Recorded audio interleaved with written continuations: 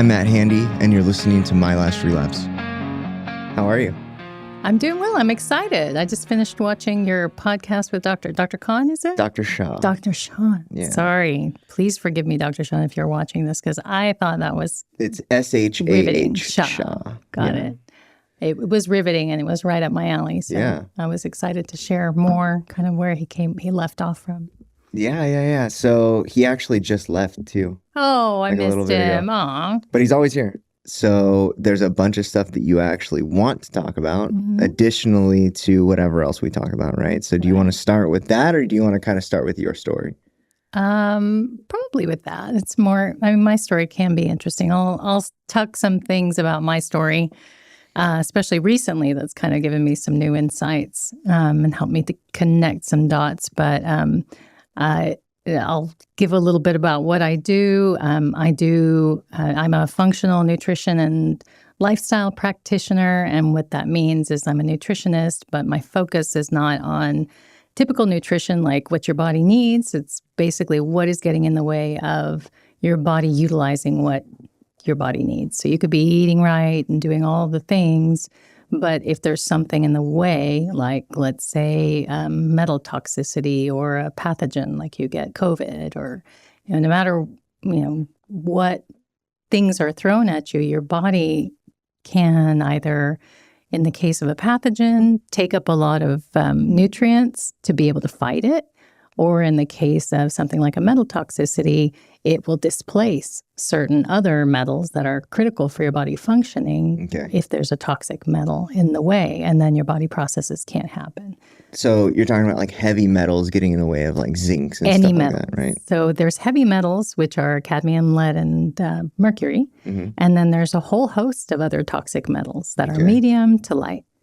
And the exposure to those metals comes from? Lots of different places. You can get them from pickles. Really? They put aluminum in pickle water or pickle fluid. Yeah, the brine. To make it, they don't have to. It was typically salt and water, but to make it crispier, something like a Vlasic, if you look at and I don't know if Vlasic has it anymore, I haven't eaten them in so long, but if you look at the ingredients, you'll see an ingredient called alum, and that's aluminum. And the same thing applies baking powder. So you get it in your baked goods. If you don't know who made it, where they got their baking powder from, deodorant's long been. I was about to say. Yeah, that's the one people know about mostly. And it does, it has been found in the brains of Alzheimer's patients and also autistic patients and other people with other mental health issues. So did we talk about microplastics previously? No, we didn't. I mean, I haven't gotten into microplastics. As far as plastics are concerned, I do focus on things like endocrine disruptors. So things that, plastics, typically when you see the no parabens, that's a plasticizer. That is an endocrine disruptor, and it can cause your hormones to shift. And men can start having more female hormones. Men can also end up anybody can end up with more cortisol. It just, once one of them gets toppled over, they all affect the other. Right. So I heard this thing, I don't remember when it was, but that there is a credit card worth of microplastics in every our human whole body. Yeah. Probably. That is a lot of, that's crazy to think about. It's a lot of plastic. That's a subject that I haven't delved into as much, just because I know already plastics are bad, just hormonally. How to get it out, that's something, I mean, certainly I think we're just on the tip of that, research-wise. Okay. And it's nothing that I have any tests for, but certainly something that people should be. I already am getting my clients to look into those kinds of things, removing as much plastic as possible from their lives, just because of the hormonal shift that it will cause. And that gets in the way of your nutritional. Okay. So when you talk about tests, what are the tests that you do run, and what are they for? So I have a list of a litany of tests. So they're typically blood, urine, feces. I love doing stool tests, not because they're gross, but because they really do yield, especially the stool test that I run, yields a ton of information, because like the gut, if you think of it like the engine of your car, that's where everything happens. You can't cleave molecules off of meat and get B12 and get, iron. You can't do any of that disassembling of your food if your gut's not right. And what that means is not just your mechanism of your stomach doing what it does, not just your bile, although that's another piece of it. You also have to be able to metabolize it with the use of your microbiome. Mm-hmm. So I think you may have heard something like, you have more genes in your microbiome than you do in your whole body. Yeah, so I've heard a lot of like around the flora in your gut specifically, right? Yeah. That there's like entire ecosystems worth of flora, and then around the microbiome, how because of the medications that are just, I mean, epidemically, I mean, everybody's on these crazy medications that are specifically engineered to do something, and then off-label it'll do like a million other things. Because the reality is, it's a chemical that does a lot of things, and people just kind of on-label for this, and then they say side effects and all that stuff. The reality is it's all just the effect of the chemical. Right, exactly. And a lot of the actual downstream effects of these chemicals are the destruction of your microbiome. Yes. Is like the first thing that it attacks. Well, even your food. So if you just even want to talk about antibiotics in your meat, that's going to cause a disruption in your microbiome. And even too much sugar is going to feed your yeast. And interesting that we're talking about, addiction. One of the things, close to my heart, because I've experienced it with my loved one, is alcohol addiction. There's something called auto-brewery syndrome, where your own gut is a brewery because your microbiome is shifted into yeast overgrowth. And my son actually had that, not because he drank beer, but because he had a vaccination, and that affected his whole microbiome. And again, back to your medications, it can be something as simple as a vaccination. It doesn't have to be harsh, hard medication for life. Yeah. Well, even like antibiotics, right? Like they're the greatest offender of this, right? It destroys all of the good bacteria as well as the bad bacteria. And so that is, you go to the doctor with any kind of infection, and what the very first thing they're going to do is put you on an antibiotic. So it's interesting to see. It's funny because the medical industry and the pharmaceutical industry specifically are not geared to heal people, right? They just mask symptoms. Typically. And I have utmost respect for doctors, because if I'm in a car accident and I have to get my arm sewn back on, please, by all means, give me the drug, sew me up, do what you need to do. But I think what we've gotten into is that's the only thing that we're supposed to turn to. And really, that's more for acute issues, like something like you have a car accident, or you have something severe that you need some kind of atomic bomb to fix it. Otherwise, your body has a self-healing process that it goes through if you give it the building blocks it needs. And the building blocks are everything in your body takes the ingredients of vitamins, minerals, and amino acids to be able to do anything chemical. Yeah. And that comes from your food primarily. You do have things like vitamin D, and your food is important, but everything's important. That's why I'm a nutrition and lifestyle practitioner, because like Dr. Shaw so well put, oxytocin is huge because that's going to push down cortisol. So if you do have some kind of inflammation in your body from whatever source, oxytocin is a huge one that's going to bring down the inflammation, bring down the cortisol levels. It's not the only thing that you can do, and it's not the only thing you should do. It's more of a palliative kind of measure, because I think, to your point, what that does too is take care of the symptom. We need to find out, and that's what I do. I like put my detective hat on, and I'm looking for the smoking gun, and sometimes more than one, the culprits, and I'm reverse engineering. So typically what happens, and I had a boy, a 14-year-old boy, come to me who had depression, anxiety, mood disorder, and he was pre-diabetic because he was eating a lot of junk food and stuff. And so we did a stool test. He had an overgrowth of different things. But then we're like, well, why does he have this overgrowth? Because we don't want to stop there and like just fix the overgrowth. Something caused this. So do a little more research. Some of his symptoms are pointing to metal toxicity. So let's do a metal test. So I do the metal test. Sure enough, he has a great panel, except for one, and that's antimony. Where did he get that? Well, there's another one that's thallium that's a little bit high, but not in the yellow. Like there's a green, yellow, and red. And so I chased that down a little bit because that's typically implicated in a water supply. There's a lot of people with thallium issues because of water supply. So I asked the family, what do you, because they're pretty crunchy like me, pretty organic and wealthy family in Austin. And they knew their stuff. They were fit, they worked out, all that stuff. And I'm like, do you use purified water? They're like, no, we just drink it from the tap. Okay, we need to test your water, but you need to go ahead and put a purifier just in case. And sure enough, that was the source.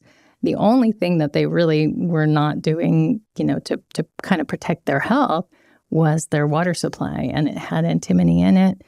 So what that did was domino effect down.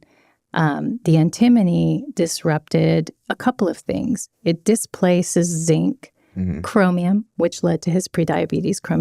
Chromium is implicated with diabetes. It displaces B vitamins, which is a stress regulator, and a host of other things, which also affected his hormones. So downstream, the hormones, he was estrogen dominant because of those displaced vitamins and minerals. And estrogen dominance in men leads to depression. Right. And then the other displaced hormones led to anxiety. So I had a whole map written out where, this led to this, and this led to this, and this led to this. And so what we needed to do, yes, he needed to adjust his diet because, that was not helping him keep the diabetes in control. But his mom complained to me, he's, much like an addict. You're reaching for something that's going to fix the problem. He's tired, he's fatigued, he's depressed. Now, what does he do? He's going to go reach for the thing that gives him quick energy, something like a candy bar, something like junk food, makes him feel better, but then he's back in that cycle again. So what I told Mom, because she was complaining about, he's not eating right. Well, he can't because his B vitamins are low. His chromium is low. All these nutritional deficiencies exist, and that's keeping him in that fatigued state. So what we're going to do is we're going to reverse this. We're going to give him those supplements. And once he has those supplements, he's not going to be fatigued. So he's not going to reach for the sugar anymore. He's going to be better able to control what he's doing that's contributing to this downward spiral that he's got going on. How old was he? 14. Okay. So we backtracked, we plug in those holes of the nutrition so that he can eat well. And in the meantime, we get his gut right too, so that he's ready for chelation. Because chelation, and that's like basically giving you, it's natural substances, because that's the only thing that crosses the blood-brain barrier to get it out of the brain. But it's also a little bit of pharmaceutical. There's EDTA, there's DMSA.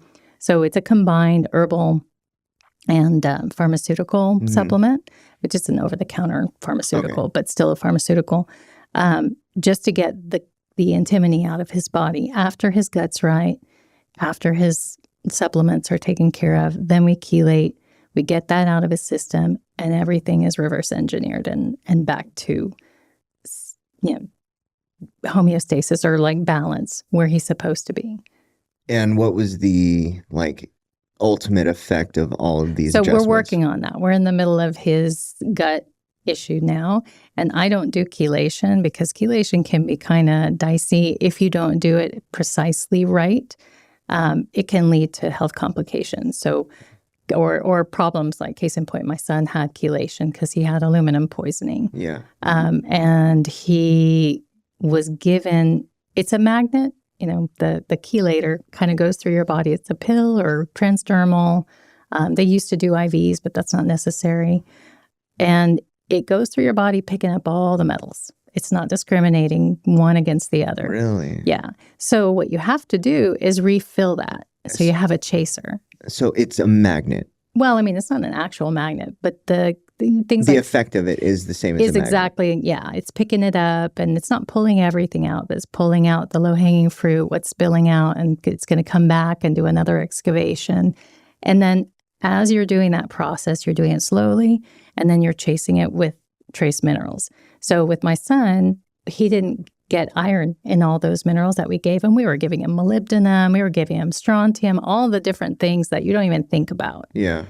And they missed iron. So he started eating and smearing his poop. Okay. He was 8 years old. And as soon as I realized it, I called the doctor. We realized we had an iron issue, gave him 20 milligrams of iron. He stopped doing that. So we had talked about this. I think we did, right? Where my mom became iron deficient when she was pregnant with me. She became anemic. Yeah. And so my body did the exact opposite of that. And I got hemochromatosis, which is an overload of iron. overload of iron. Yeah. And so now to this day, it's like I can fall off a 2-story building and probably break something, but not bruise. Wow. Yeah. Wow. I didn't know it did that. Mm-hmm. That's interesting how there's a paradox. Yeah. I had my mom, when I was getting divorced, I stayed with her. And I was glad I did because she started acting crazy and screaming at me for no reason, saying I did things I didn't do and just being a nut. Yeah. And then I kept asking her out to go with me places, and she would never go. And I finally came to find out she had been having diarrhea every day for 3 years and then was going through dementia. She eventually kind of came clean to me. It turned out we did a SpectraCell, that micronutrient deficiency test, and we found out she was magnesium deficient. Now, she had been taking mega doses of magnesium. So there was a paradoxical, like you're saying with your mom, because her body was getting so much magnesium, it started spilling out tons, overcompensating for it. And so she ended up deficient, paradoxically. Yeah. Maybe that's what your body did too. It took all your mom's. Yeah. So give me all that iron. because like the fetus is basically a leech, right? Or like it's feeding off of its host. Right. When she became iron deficient, my body, like from what I understand, is that it like somehow triggered something in her body to like give you all of hers as well. Yeah. So yeah, it's crazy how that happens. Well, and that's a good segue into I was going to talk about sex addiction. Yeah. And I think everybody knows, or I think most people know, that when a woman is pregnant, your body or the woman's body suppresses its immune system. Something tells, your hormones are just messengers. Yeah. So this woman's body is going to tell, or a chemical messenger hormone says, you're pregnant. So now we got to switch all these things off. Mm-hmm. And one of the things we switch off is your immune system for a while. And then when you give birth, the opposite happens. Your immune system cranks up because you've got to give milk and there's immune supply. There's, colostrum is huge. It's got a lot of immunoglobulins. The rest of the milk, if you're nursing a baby, you're basically inoculating it with the same antibodies the mother has. Oh, wow. So they don't need vaccines if they're nursing. I don't think they need vaccines at all, but if you're going to give the argument of vaccines, they're getting, quote unquote, vaccinated from their mother's milk. Everything she's been through, all the things that she has antibodies for, the baby does too at that point. Okay. So anyway, so thinking about that, your sexual hormones are integrally linked. They're integrated with your immune system. Yeah. So anything that happens to it, your whole body is. It's a whole system, right? So things like, I've just recently gone through, I'm in mold again. And this is my third time being in mold. You know what's interesting? You are sensitive to it and you know about it. And it's like, is it just because I'm not sensitive or like looking for it that I've never interacted with it? I think that's the thing, yeah. Really? Because there are a bunch of people like the manager of my apartment's like, you're just very sensitive. No, it's just I know. Yeah. I've been through it before. And it's like anything you've been through before, you kind of know. I know a doctor I worked for, he's a functional medicine doctor in Sugar Land. He's world renowned. He's amazing. Dr. Peter Osborne. He had a boy come in with behavioral issues and ADHD. And I heard him come in the office one day, and I'd seen his chart before, and I heard him complaining and whining. And he had this whine that was so distinctive and that I recognized from when my son had yeast overgrowth. And so I go look in his chart to see if he had a stool test, and he hadn't had one run. And so I run to the doctor. I'm like, have you done a stool test on him? He's like, no. I'm like, he sounds like he's got a yeast overgrowth. So you get to the point where you start, you recognize things. Yeah. And it's stuff that sticks out to you, like when you bought a car and you never noticed that car on the road before, but now all of a sudden, it's everywhere. Everybody has one.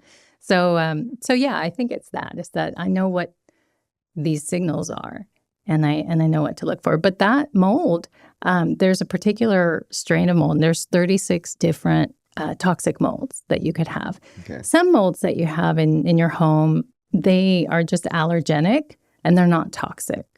So it's like metals. Metals can be toxic or non-toxic. Yeah. Your body can use it. Your body can break it down. Your body can do things with it. Toxic, can't do anything with it. It starts to go nuts. There's a pinball war happening in your body. There's one mold called zearanolone, and it acts like a xenoestrogen. So it's an endocrine disruptor. It acts like an estrogen in your body, both for women and for men. For women, I'm breaking out. It's changed my, the last time I was in mold, it changed my monthly to biweekly. Oh, wow. I thought I was going through perimenopause. Sure enough, I move. In a month, I'm back to normal again. And I shed weight. I was gaining weight. I was losing my hair, getting acne. And now I'm back in the mold. Same thing's happening. So, the signs are there again. Yeah. Joint pain, all the things that you think of with perimenopause. Have you found it? Like, have you actually been like, okay, it's right here? Well, I know where it is. Okay. I can tell because there's a distinct smell.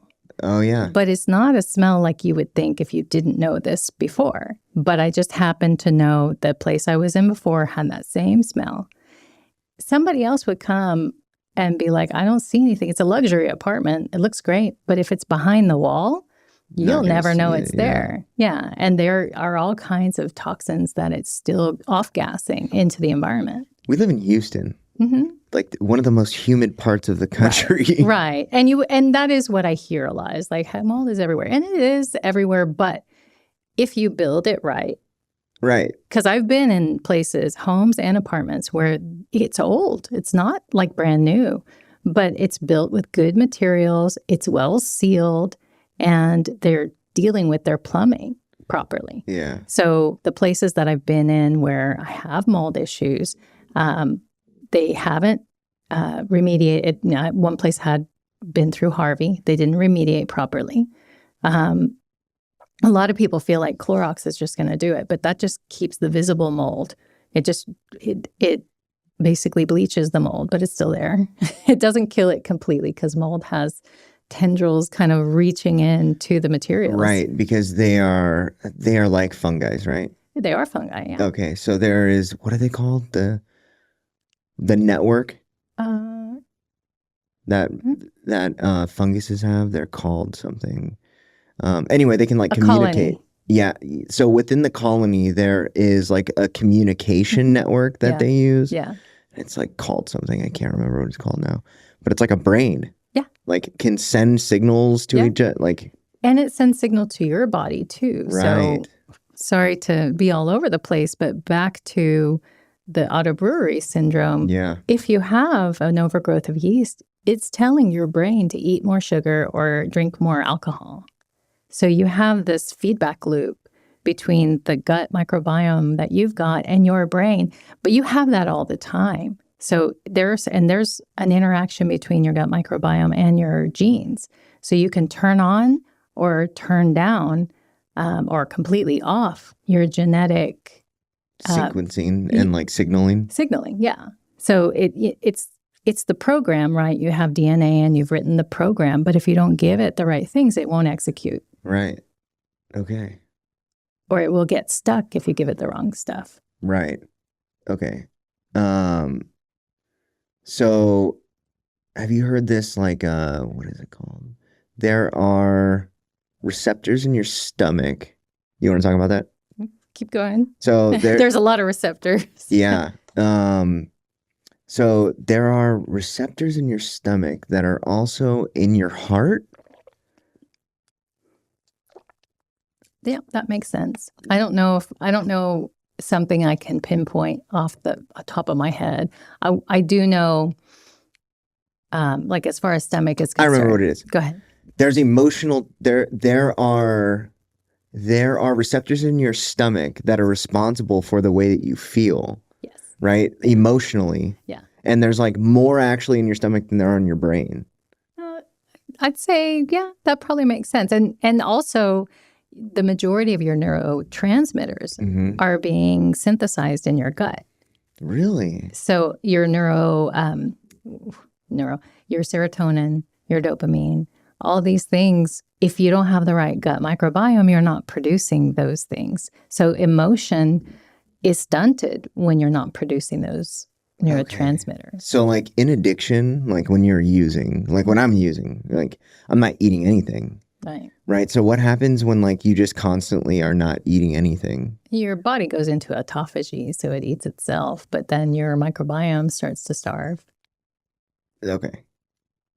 I think you're headed in the right direction. Like it does kind of kill off maybe the good stuff. Yeah. In addition to the bad stuff. So is it one of those things where it's like if you don't feed it correctly, it is just like only the bad ones that seem to thrive? Yes. Isn't that weird how that works? It's like you have to constantly feed good stuff to keep it going. Yeah. It will never just like sustain itself, but all the bad stuff can like sustain itself. Almost. I mean, because you're going to reach for something. And once you get, I think, into a deficit, kind of like that boy, when you're in a deficit, then you go for anything, right? It's like if you're in pain, you're just like, cut my arm off. So what is with the smearing and eating? Like, what is that signal? That is, I don't know the actual chemical process of it, but it's a situation called pica that pregnant women also get. And they'll eat like dirt. If they're not getting enough minerals, they'll eat dirt or phone books or newspapers just to get the minerals that they need. So it's a mineral deficiency. And then they're going for whatever seems right. Phone books? When we used to have phone books. Yeah. I'm dating myself. Yeah. Like there is going to be a contingency of people that actually no. I just found out that like the majority of the people that watch this, like 99% of them are men and they're like 35. Oh, so, wow. Yeah. Well, and for your male audience, I wanted to get into this a little bit because I thought this was really interesting. And I mean this from a totally clinical perspective. So having been in the mold 3 times and having experienced something similar when I was a teenager, I'll have to kind of take you through the mold first. This last time, thank you. I forgot. I was in, thank you. I know, like toxins. I started to experience, again, with the perimenopause, I realized why there were so many younger men interested in older women. That I was like suddenly getting asked out by young men. I'm like, what is going on? I was like, oh, this is why. There's like that curve of when you're at your peak and perimenopause, all the hormones are everywhere. So you're just kind of sexually, very primed. So there's like a pheromonal reaction. There must be that. Well, I'm sure it's commensurate with that because your body's, putting off exactly what's going on in it. Oh, yeah. Because you do. I mean, that's, hey, I'm ready. Yeah. So during this process of going through the mold illness, I found myself like really, I'm glad I was, I'm a religious person and I don't believe in sex without marriage because goodness, and it's too bad I wasn't married. But it was interesting to see the shift like into that and then away from it just by moving. And it doesn't mean I didn't have a healthy appetite before, but this became like a little bit like... It was a driver. I need to lock myself in my house, kind of thing. And a similar thing. And that's because my immune system was getting hyperstimulated from the mold. But something similar, it just rang a bell. Something similar had happened to me when I was a teenager and going through puberty. I was 16 and I'd had my vaccines for high school. And right after I had them, and that's... Vaccines for high school? Oh, yeah. You have to have them there's a schedule, and you even have them through high school. I am almost positive I did not do that. Well, and that's the thing. Sometimes people don't. It just depends on the doctor. It depends on your parents and how they want to do it. It depends on the schedule, too, because back, I had 16 vaccines all my life. My son had 25 by the time he was 3, and now the current schedule, it's 76. Right, yeah. By the time you're 18. But that event, to have a vaccine, it is designed to hyperstimulate your immune system, right? Mm-hmm.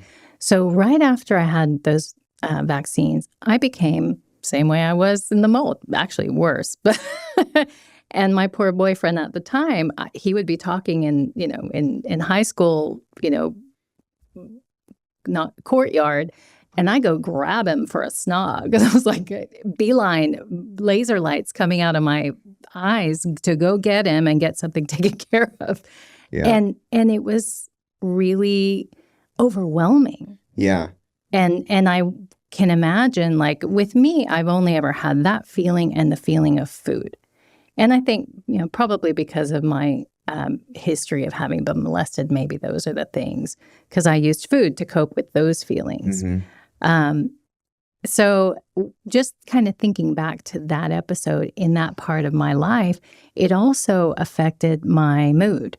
So I was very aggressive just in general. And my mother kicked me out at that point because I was getting so aggressive with her. She kicked me out. I went to live with my sister. How old are you? I was 16. Yeah. Okay. No, I turned 17. It was between 16 and 17. So 16, I got my vaccines, and then it took a few months for all the process to kind of carry out. 17, I'm with my sister, and I start breaking out in hives. So this, again, points to that immune system part of it. And my eyes would swell up. My lips were like huge, like whelps on my back, whelps everywhere. And I was like trembling because it was so like just the nervous system, I guess, it was affecting. Yeah. So the same thing happens with a lot of different events that are hyperstimulating your immune system. And I say that to kind of emphasize when your immune system is involved, sexuality is involved, anxiety is involved, because you're talking about all of your hormones. You're talking about your sex hormones, but you're also talking about cortisol levels. And those can spike, and then you got anxiety, and then you want to reach for something. And depending on you, whatever is going to quell it, what is your poison, Yeah. Dr. Shaw does talk about, it's the hyperactivity in the amygdala. Yes, right? I was listening to that. So the signaling that goes on within the amygdala specifically, where it starts in the basolateral amygdala, so like in the basal part. Have you ever seen the amygdala? Yeah. So like in the fat part of it, right? And then it starts signaling out of control. Like it. And the interesting part is like the neurotransmitters that your brain produces, it doesn't just like have an endless supply of neurotransmitters. Well, it's not just your brain too. Right. Well, I mean, yeah. And then that's another part is like people in early recovery are typically, not always, but typically using food as coping mechanisms because you've taken away their real coping mechanism, which is drugs or alcohol, right? And it's like, so now they're, a lot of the time it's like starchy, sugary foods, calorie dense, like empty calories. Right. And so, you've got all that signaling, but then additionally, if you are presenting in the way that we are looking for here, then, Dr. Shaw has worked with enough people to know that it's basically 1 out of 3. So 33% of people are presenting in this particular way where they have a hyperactive or overstimulated amygdala. Yeah. And then he talks about the Jacksonian March and like all of that stuff that really points to it being a low grade seizure, right? And really all it is like your signaling is incorrect. Yeah, everything's right? Pew, pew, pew. Yeah, it's hyper firing, right? And then it's setting off this chain of events within the brain, not the mind, right? But the brain that is causing you to escalate in behaviorally, emotionally, ultimately spiritually. Like when you talk about this, it's like a complete cutoff, right? Because now you're operating out of fear. Yeah. And so, so in early recovery, one of the downstream effects of this, if you do not intervene correctly or like in time, is you're going to get high. Yeah. You will eventually pick up something that will quiet the amygdala. Right. So when you, how many clients are you working with that are addicts? Or how many historically have you worked with? I have not worked with a single addict. Okay, so if you take away maybe a food addict. Well, the process addiction of food addiction is like it's a similar process. Very similar process, but it's feeding off of different like signaling, right? For addicts and alcoholics specifically, it's like when you look at the neurological pathways that are firing off, it's like all of the short pathways, right? Sure, it chooses the path of least resistance. Yes, for sure. Well, and it also takes, going back to that boy that we had to reverse engineer, and he had all these deficiencies because of what was going on. In order to fire the way it is, and in order to make a single hormone, you're using all these amino acids, minerals, and vitamins to make that. Yeah. Like it's like making a cake. If you don't have that, let's say I had to make a billion cakes, and all I had were 6 eggs. I'm out of eggs now. Yeah. And so I can't do any other processes, and the body is still demanding from this. So I need to go and get some more eggs or some other egg substitute. So that's kind of like, reaching for the candy or reaching for the sugar. Right. I've got to get something that's going to fill in that hole, although it's not going to fill it properly. So with this overstimulation of the amygdala, eventually what we found out is that you will burn out, right? Like it will eventually stop, but most people interrupt it by then, like externally. And so with the people that you're working with, are you seeing that they are specifically reaching for, like, what is it that they're actually reaching for to calm that down? It depends on them. So like coffee actually calms me down, for example. It wouldn't calm somebody else down, but that's how my chemistry and my genetics works. Yeah. Some are reaching for sugar to give them more energy. Some are reaching for wine to calm down. So alcohol sometimes. So there is alcohol, yeah. But I wouldn't call them an addict per se. No, but it still produces the same effect that just on a much more basic level. Right. But I do have plenty of clients that do have the anxiety and that do have the depression, and they have all those things that go along with becoming an addict.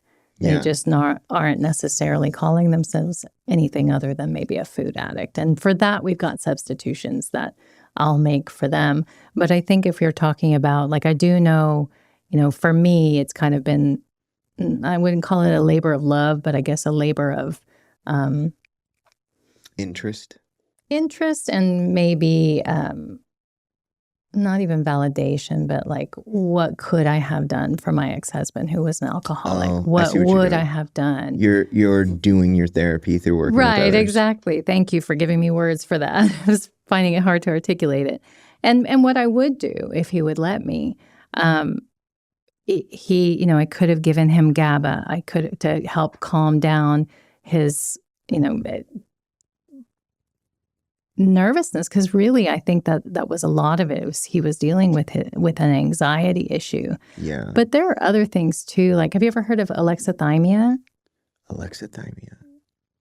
So some kind of mood disorder. Well, it's emotional blindness. Okay. So a lot of people that have. I remember your okay. Yeah. So that's just an iodine deficiency, and he did have that. He had like an inability to read people, like their emotions were, he took it, he had a perception of the way people were facially, their responses to him, his perception was completely off.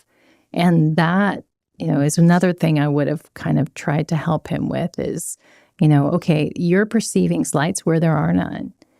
You're perceiving danger where there's none.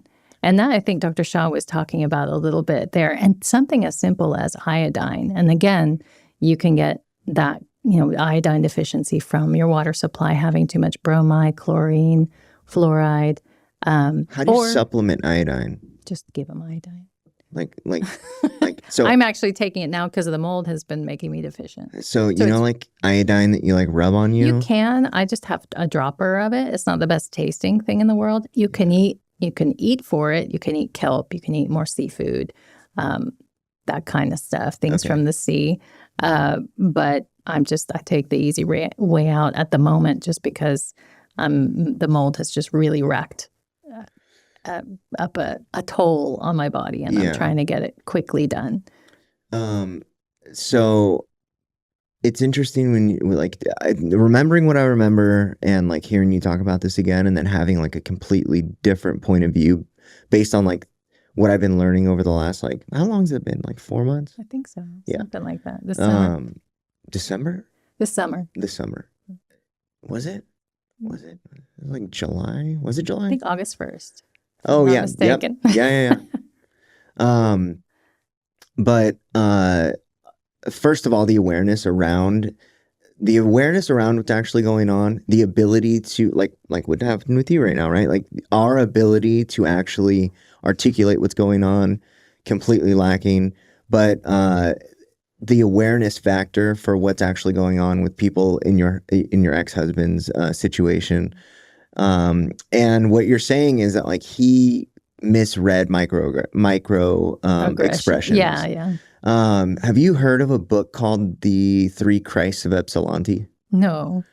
So there was a psychologist that worked at an insane asylum like a long time ago. Wow. And he had 2 clients that had the same delusion. They were schizophrenic and they had the same delusion. And they met each other.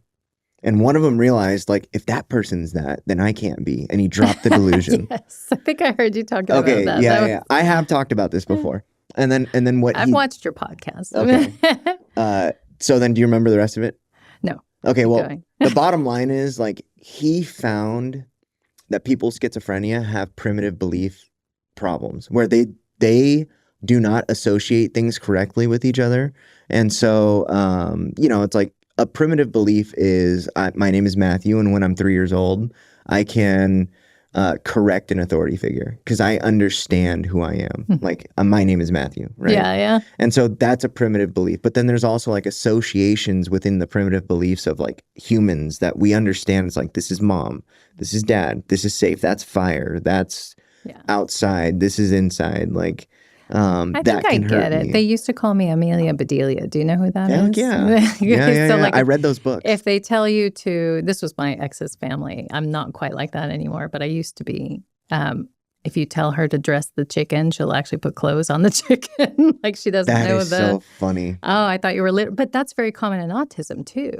Yeah. And to me, these disorders, these mental disorders are not, they're just degrees of damage, and it's not permanent damage. It's like degrees of your body being out of sync, out of order of the way it should be working. And my son used to, I asked him if he wanted tuna. He said, no, Trina, when he was very little, and I hadn't realized he was autistic yet. So there's like a comprehension issue that is common. The associations, right? And it's very common with like even like narcissistic personality disorder, antisocial personality. You know, even the cluster Bs. And I'm looking at things like serial killers because we have one in my ex's family. How about the one that's going on right now? Oh yeah, that would be interesting to see. Yeah. But what I'm noticing is that like they all seem nutritionally deficient. Like all of them, because I watched them because I had one in my family. Yeah. But I'm watching them and like Richard Ramirez, totally like sunken in cheeks. Yeah. You can tell he's like emaciated. And there's a whole bunch of other ones. Brian Kohlberger. I don't even remember Ed Gein. Ed Gein is the guy that, well, now it's like a big deal. Green River? No, the Green River Killer is another one, interesting one too. But Ed Gein is the guy that like the Texas Chainsaw Massacre is based on. Okay. And like, okay. Was he really skinny? Psycho. Yeah. So he was like, historically, like when you see pictures of him, he's like a really small person. Yeah. You know, so it's like, that is... So I'm genetically short because I'm Vietnamese. Right. Right. But this guy was not. But this guy was white. Yeah. Yeah. And he was like a really small person. He could have been taller if he wanted to be. Well, and that does play a part because if you're not getting any of the nutrients or the microbiome, all of the things you need, you're not going to be able to carry out your thought process properly. Yeah, I mean, because you have to be able to run the machine, right? Yes, exactly. Oh, yeah. Yeah. And he looks pretty and healthy too. Brian Koberger, the one who was in the college and just killed like 4 people. I don't know if you saw him, but he had been really overweight. And then all of a sudden he was super, super skinny. So he's an interesting person too, because he's a genius. And there's a lot of that going on too. I think there's some damage. Your veins, when they're hurt, or if you cut, if you get surgery, your veins will bifurcate and they'll grow around. Yeah. And I think what's happening with people with like any kind of chemical damage in the brain, I think that's the same thing that's happening. Your nerves, it's plastic. Oh, yeah. The neuroplasticity. Exactly. It definitely has the ability to. So Dr. Shaw Make talks new about connections. it. Yeah. Yeah. And so like for people that smoke meth, right, they fry their synapses, right? And then if you look at like x-rays of their brain, they always say like there's holes in their brain, but really it's just dead. It's completely inactive. Right. But there's still like signaling going on around it. Right. And they can regrow. With meth, you cannot. Like you fry a lot of it to the point. I have a lot of, whenever I hear, I mean, I guess this is how I've been able to help my son and myself. Whenever I hear you can't, I'm like, okay, so watch us. I shouldn't say you can't. There is a level. They have not figured out how. Yeah. So there's a level of damage that particular drug, it's very difficult. I mean, there are people that have like not smoked meth for 20 years and it will, when you look at like certain scans of like when your brain lights up due to electrical signaling, like there's 20 years later, there's still like dull parts of the brain. Yeah. And I do look at these things like if you had an accident, a car accident, and like I've had a car accident, multiple ones, and I've got 2 discs that are messed up because of it. But I do fine unless I'm in mold and it triggers the inflammation of those, just like a trick knee when you injure yourself in football and it rains, it'll swell. Yeah. So anytime you have any kind of inflammation in your body, which inflammation is your body's response to something going wrong, it'll go first. That's where you're going to get hit first. I do feel like damage to the brain can be a little bit like that. You may never fully recover, but you can gain some level of recovery if you give it all the right things. Like CTE, right? Like it's pretty permanent, right? CTE. Jog my memory. Tell me I don't what that remember means. What it actually. So no, we're gonna have to that's look like it's what football players get and boxers. Oh yeah, concussion. And like, yeah, and I do have a concussion patient. Really? Yeah, and one of the interesting thing with concussion, again back to the gut-brain connection, when you have a head injury, chronic traumatic encephalopathy. Encephalopathy. Thank you. I should know this. I do know this. So when you have a traumatic brain injury, your chemical signals go out. Zonulin is triggered, and that will actually open up the tight junctions in your gut. So your gut has all these tight little cells right next to each other, but it's a little bit permeable so that your food can basically be absorbed into the bloodstream. So when you have a head injury, your gut actually becomes leaky. And then you have a gut issue as well. And then there's like a spiral. So when people are dealing with head injury and brain injury at all, that's going on. So whenever you're dealing with something going wrong in the brain, you have to address the gut in some capacity. Okay. Everything is important. Your metal toxicity, your environmental pollutants, your plastics. Yeah. It's all important, and it's all something to investigate. But I go by the person's story, like what is happening, and kind of travel with them to find what don't play Clue with me because I'm really good at catching like all the little nuances. And that might be pointing me to the right labs to kind of do further investigation, like the stool test. That tells us a whole bunch because it has a lot of markers that then we can go, like there's a marker in the stool test for whether or not you have IgA, which is like food sensitivities. So then I might say, okay, you have a marker for food sensitivity, so let's consider taking a sensitivity test. And a lot of times those can happen because of something like mold. When I was in mold, the second time I developed an allergy and sensitivity. Those were two different things. One's an IgE that goes through your immune system. That's what they're looking for when they do allergy tests. But allergy tests won't discover food sensitivities or other kinds of sensitivities that are IgM, IgA, and IgG. So sorry to give you all that. No, you're good. But they're two different worlds. And the typical doctor isn't looking for sensitivities. But if I eat pork now, the mold has made me sensitive to pork, and I'll get depressed just from pork. Just because what happens is now my body's mounting an attack, and the chemical cascade that's happening after that is leading me to a depression state. So it's fascinating and amazing to see how many little things can, build up to cause your emotional state and your thoughts. So it'll be really interesting. So I know I've already told you this, and they've probably all heard this too, but early on in my recovery journey, I was constantly told, you got to do this, you got to do this, you got to do this. And now that you're sober, you should eat better and work out, right?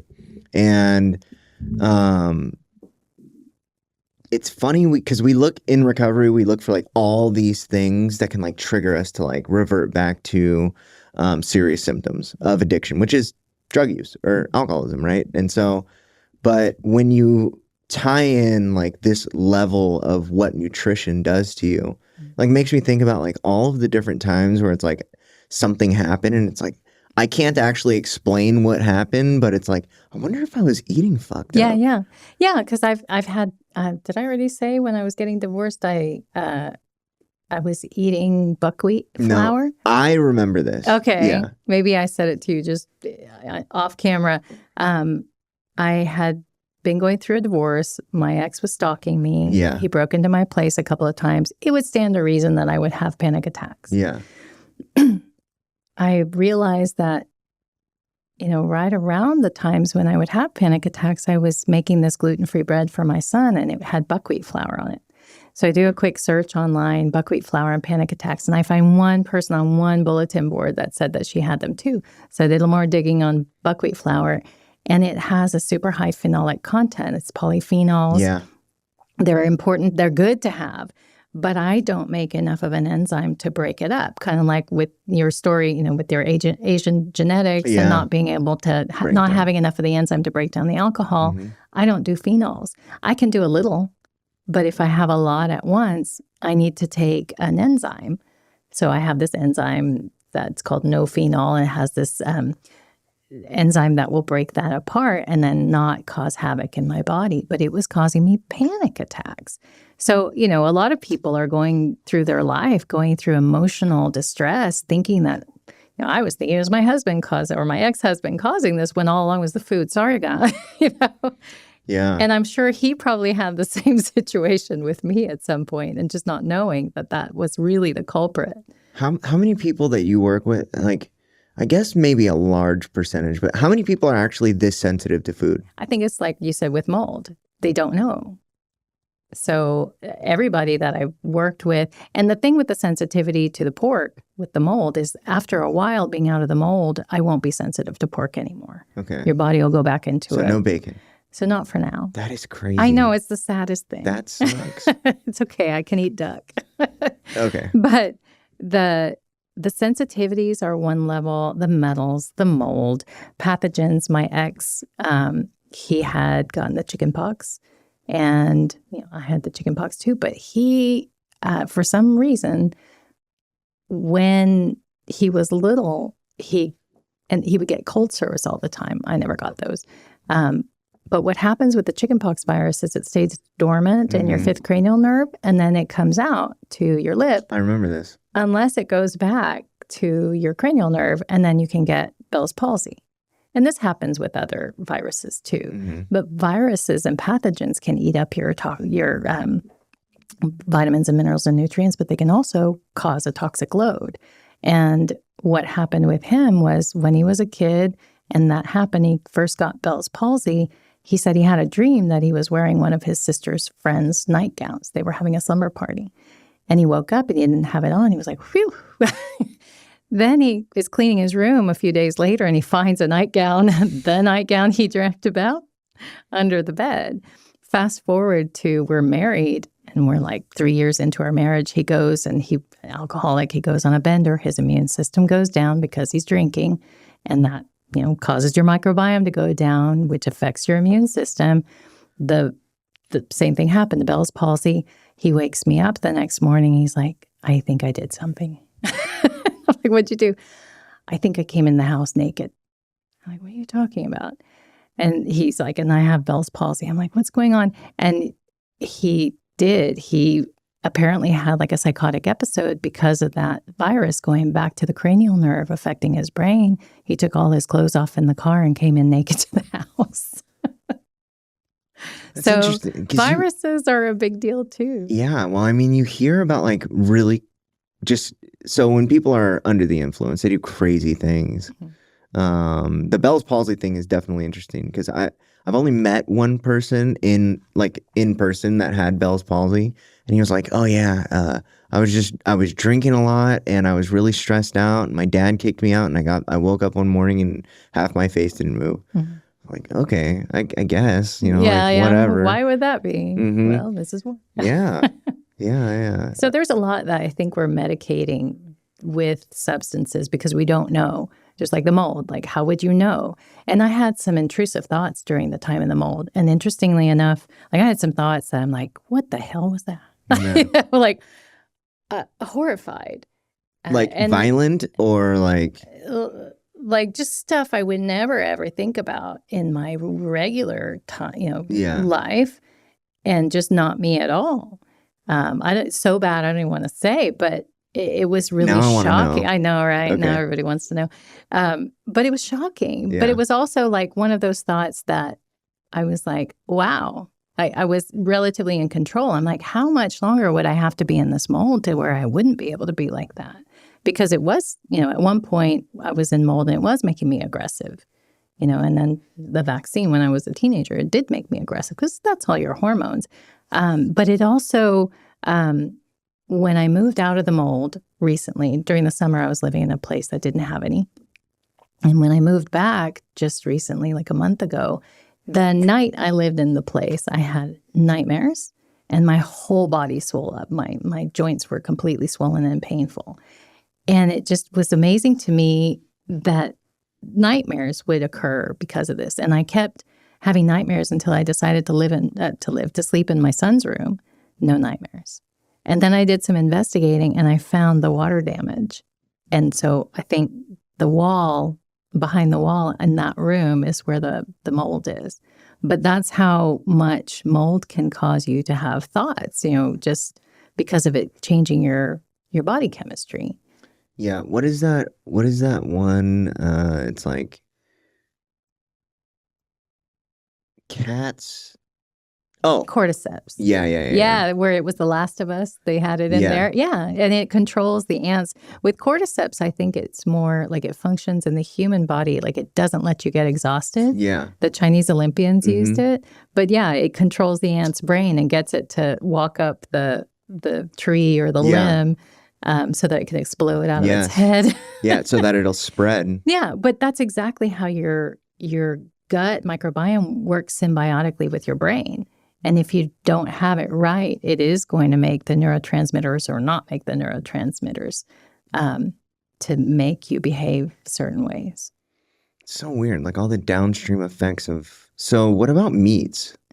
Meats are great. I mean, I don't have a problem with them if they're clean sourced because, back to my hippie ways, everything is about toxic load. Yeah. And so with meat, one of the reasons that it's demonized so much is that, and it's usually like red meats that have more fat, is that toxins are stored in the fat. So your body tries to protect you, and animals are the same way by storing all the toxins in the fat where it's not going to do any damage, or not, at least not too much. And then the fat kind of becomes a hormone producer in itself and stores more fat. And there's like this terrible cycle. But the fattier the meat, the more it's going to have toxins in it unless you have a clean animal. Mm-hmm. So if you have a conventionally raised animal that has hormones, that has chemicals from the pesticides in the grass that it eats or the feed that it has, it's not an organic, grass-raised or raised the way nature intended, you're going to have more of a toxic load in the fat of that animal. So the fattier the meat, the more it's going to be bad for you if it's conventional. If it's not conventional, there's a host of really good things that meat can provide, particularly liver. You don't have to have meat, I don't think. Vegetarians should take B12 because you have an easier time breaking B12 off of meat than you do. Typically because vegetarians don't eat fermented foods. If they ate more fermented foods, if you eat right as a vegetarian, you can do fine. Mm-hmm. But the typical vegetarian doesn't. The typical vegetarian will go towards more carbohydrates, and that's going to feed more of the bad gut bugs. Mm-hmm. You're not going to have as much of a balance unless you have the raw food diet, Yeah. So specifically with like milk, mm-hmm. like, have you heard this whole thing about like the estrogen? Okay. Well, I mean, I know where you're going with it. Okay. I'm not sure what you... Well, just talk about it for me because I find this super interesting, especially with the effects on boys. Right. So you've got the conventional cows are just loaded up with hormones because they're constantly pumping out milk, and mm-hmm. they shouldn't be. The regular cows, though, it's a lactating animal. So it's full of hormones, and it's passing the hormones on to you in your milk. So one of the things it is passing along is the ability for the baby to grow, mm-hmm. or its calf to grow. So the hormones in milk are causing, I think, problems with boys being more estrogen dominant, mm-hmm. but also with girls, what is it? Precocious puberty, developing earlier. Yeah. So for me, with people that have like ladies that I deal with that are talking about weight gain and they want to lose weight, which that's some of, I market for mental health because that's where I really want to help people. But there's plenty of my, friends and people I know and people they know that have come to me for weight issues. And one of the things that I tell the ladies is, especially them, if you're having perimenopause or you're having just hormonal issues, PCOS, whatever, that's polycystic ovarian syndrome, which is very common with women nowadays because mm-hmm. they're taking the pill and it's making them that way. They shouldn't have dairy because that's going to tip over their hormone. And one hormone tips over, it's going to tip over the rest of them. Same thing with insulin resistance. Like if you're having blood sugar issues, it's going to tip over the rest of your hormones too. Yeah. Insulin resistance, and when you look at like America, right? And like, who talks about it? I think, somebody talks about it all the time, where it's like, have you seen pictures of people like in the 30s and 40s? No, they weren't like this. Dude, it was like everybody was healthy and like. But we're not eating food. Like, and even, there's no crop rotation like there used to be. Oh, yeah. It's just, the food that we're eating is devoid of nutrients and you can taste it, Or not taste it. Or, exactly. Yeah. For more appropriately, you don't taste what you're eating. So they load them up with sugars and salts and all the things that are causing you addiction. And Philip Morris, I think, the tobacco industry they took over the food industry. So they applied the same tobacco science to the food to addict people to foods. As in like the additives and stuff like that? Well, everything that could make you, addicted to it. That's what they do. Have you heard about like the sugar scandal? Not like the way that I'm sure I have, but I don't register it right now. I don't know if it's called the sugar scandal. It was a scandal that the sugar industry like perpetrated to like trick people into eating more sugar. More sugar. Yeah.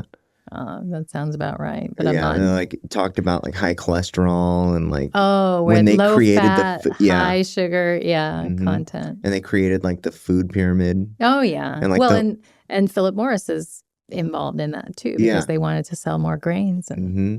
So they created this food pyramid based on profits over people instead of. Correct. And so like people that how old are you?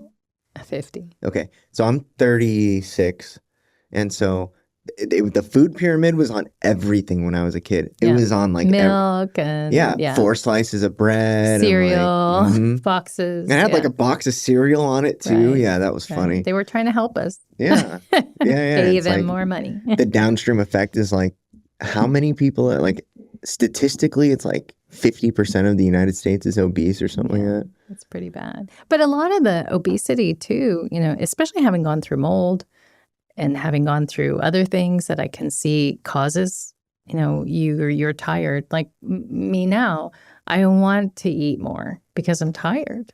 Okay. Just like that young boy, because the mold is fatiguing me. I don't have the energy to work out. And when I do, my joints are all inflamed. So when I do work out, it causes problems. So it's kind of this, it's not only the food, it's also your environment. So all these things matter. Just like with this kid, his water supply was the crux of the matter. Your water supply matters. Yeah. I still really, you and Dr. Shah should talk. And I know. I was just wanting to hug him when he's amazing. I heard him. He is. He's amazing. We were just talking about him too. Like, everybody loves him. Yeah. He's got an amazing heart. But because we're really hyper fixated on what the amygdala is doing, like trying to marry that into like whatever's going on in the gut too. Because as the build out happens and like we're developing curriculum and doing all this stuff, it's like there's a lot of conversations around the human machine, right? And like addressing the 4 components, at least the 4 components that we're boiling it down to is like it's mental, spiritual, emotional, and physical. Like how do we develop all of the breakdown for the programming for each category? And like the specifically the physical part is hard to address because how do you force somebody to work out? Like it's very easy in treatment to be like, okay, you got to go to this class, you got to go to this class, you got to go to this class. But it's like, there is so many other issues with like having like a physical training type regimen in it. Cause it's like, first of all, they don't want to work out. Second of all, there is so much like, when you're early in recovery, you make the craziest assumptions about like everybody's looking at you and judging you. And there's like all of this shame and guilt that like really plays into like, I don't want to, especially for guys, like I don't want to go work out because what if they're better than me? Yeah. Like it's everything that you're doing is like super self-conscious. Right. Like to the point where it's when you are building, at least this happened for me. It's like, to this day, like I told you, I hate going to the gym, right? I work out every day. I had to build a gym in my garage in order to like go work out. Cause even to this day, like when I go to the gym, it isn't so much that I hate going to the gym. I hate going to the gym and like comparing myself to people. Yeah. Right. And so that's like a really hard piece to like have fit in where we can be like, you got to do this. Yeah. Right. But if we start like marrying the gut biome, marrying the whole, what's going on in the gut to what's going on in the brain, I think it'd be a lot easier to like convince, because I always tell people to do the physical part. It's much harder to convince somebody on should, and much easier to convince them on why. Yeah. Right? Like should if you never have a work. Strong enough why, anyhow, that can be arranged. Yeah, and I think too, you gotta, and that's what I do, is I try to get out of the way the things that are keeping you from functioning. That's what functional medicine is about. What is keeping you from functioning? I mean, right now, I cannot work out. I can't. I can go on a walk. I don't even want to go dancing just because I don't feel good. I'm in pain. Yeah. I just want to lie down because I'm in so much pain. So, you got to get those things out of the way. So the first order of business is moving. I went and looked at apartments this weekend. I tried to go to other apartments in the complex, and it's systemic. They have it all over. 4 out of the 5 places that I moved to, and thankfully they were nice enough to let me try. I literally just spent the night in one of the units. Really? I just dragged my son's mattress over there, and I spent the night in what would be my room and what would be his room. Same problem. Okay. Dragged my mattress back to the other place that I'm renting. Is a sick, and it's a luxury apartment. Yeah. It should be good, but the newer the places have been, it seems like they've cut a lot of corners. Oh, sure. So I think that's what's causing the problem. But once I get that out of the way, I can work out again. I can do all the things that, it's just the how in this case, well, the why in this case is very important. I do want to do it, but there's something in the way. And that I think is like maybe with some of your, addicts and maybe with my ex-husband, and the piece of it that I wish I had been able to do some investigation for him. But that's the thing that I'm very good at. It's like listening to someone's story and being like, that sounds like yeast, and just kind of connecting the dots of what they're telling me so that we can go into what's keeping you from that goal that you're trying to get to, even if it's like just, and maybe there's milestones along the way, just like that boy, this leads to that, leads to that. So we're going to reverse engineer that so that, we can fill in the gaps so you can do what you need to do. But in the meantime, we're going to be doing these things too. You know what's funny? So between the last time that you saw me and this time, like I've lost a lot of fat. I know, I've noticed. And your face is like much thinner. And the only thing that I really did different was I started supplementing branch chain amino acids. Yeah. Same amount of food, same amount of working out, like a lot of. I actually stopped doing cardio, and now I just lift. Yeah. And I've lost way more weight. Yeah, because it builds your muscles better, and that uses up more energy. So yeah. And so I just added that one thing, and it was like I plateaued. It's amazing. Like the weight loss stopped, then the weight gain started, and I was like, oh no, this is crazy. And then I was like, okay, what am I gonna do? And it was like somebody told me about glutamine. Yes, that's helpful for your gut. Yeah, and I was like, okay, I'm gonna try this, and it was like, dude, it's like clockwork. Really helped. I would recommend, and of course I'm going to recommend it, right, because this is what I do. But with my son, I'll take you back to that. When we were first just like frantic trying to get something to help him, we were doing that whole this is good for that and X is good for Y. And so we were throwing things at him, and it ended up taxing his kidneys. And then we ended up actually making him worse because he didn't need the thing we were giving him. So I went, we scaled back, and then we started running tests. And that's where we start getting more into precision. Licorice, right? Something around licorice? What? No. Okay. I don't know where that came from. There's like something, maybe it wasn't you, but like something, whatever like the main ingredient for licorice actually is, it was like whoever it was like they needed to add that to their diet, and it like changed a bunch of stuff. Oh. Made them healthier. I don't know. Like not phenol. Fennel? Fennel. Or fenugreek? It was fennel. It was fennel. Yeah. I don't know. Anyway. And it could just be, and that's the thing, for that person, yes. But we've gone into this like a standard, like everybody is supposed to do X. Oh, yeah. But that's not how your body works. That's not how your genes work. Your genetics are different from mine. Mine are different than my son's. Just from being, he's a boy and I'm a girl. Yeah. So that alone is one change. I did his hormone test and my hormone test. We both have a lot of the similar things. But because the pathways, like his breakdown of his hormones is different from mine, the pathways are different. I need a different herb than he needs. So he takes rhodiola and I take maca. And this is all because we're breaking down stuff wrong because of the mold. Mm-hmm. So there's lots of supports that we're putting in different places, and hormones and micronutrients. But what we did for our son, we finally got a micronutrient panel done, a deficiency panel. And this is not your standard doctor's panel where they just get what's in your bloodstream. This is looking in the cells, seeing what the cell is deficient in, your particular cell. And yours could be different from other people's, and finding out what your deficiencies are there, and then you shore up those. That way you have some precise answers, and you're not just guessing and throwing things at yourself, potentially making yourself worse. Because if you give yourself, during my divorce, I was having heart palpitations and I was weak. Like I'd go down the stairs and I'd be like wobbly. And I thought it was just the stress. I hadn't done a micronutrient panel, and it showed that I was deficient in magnesium.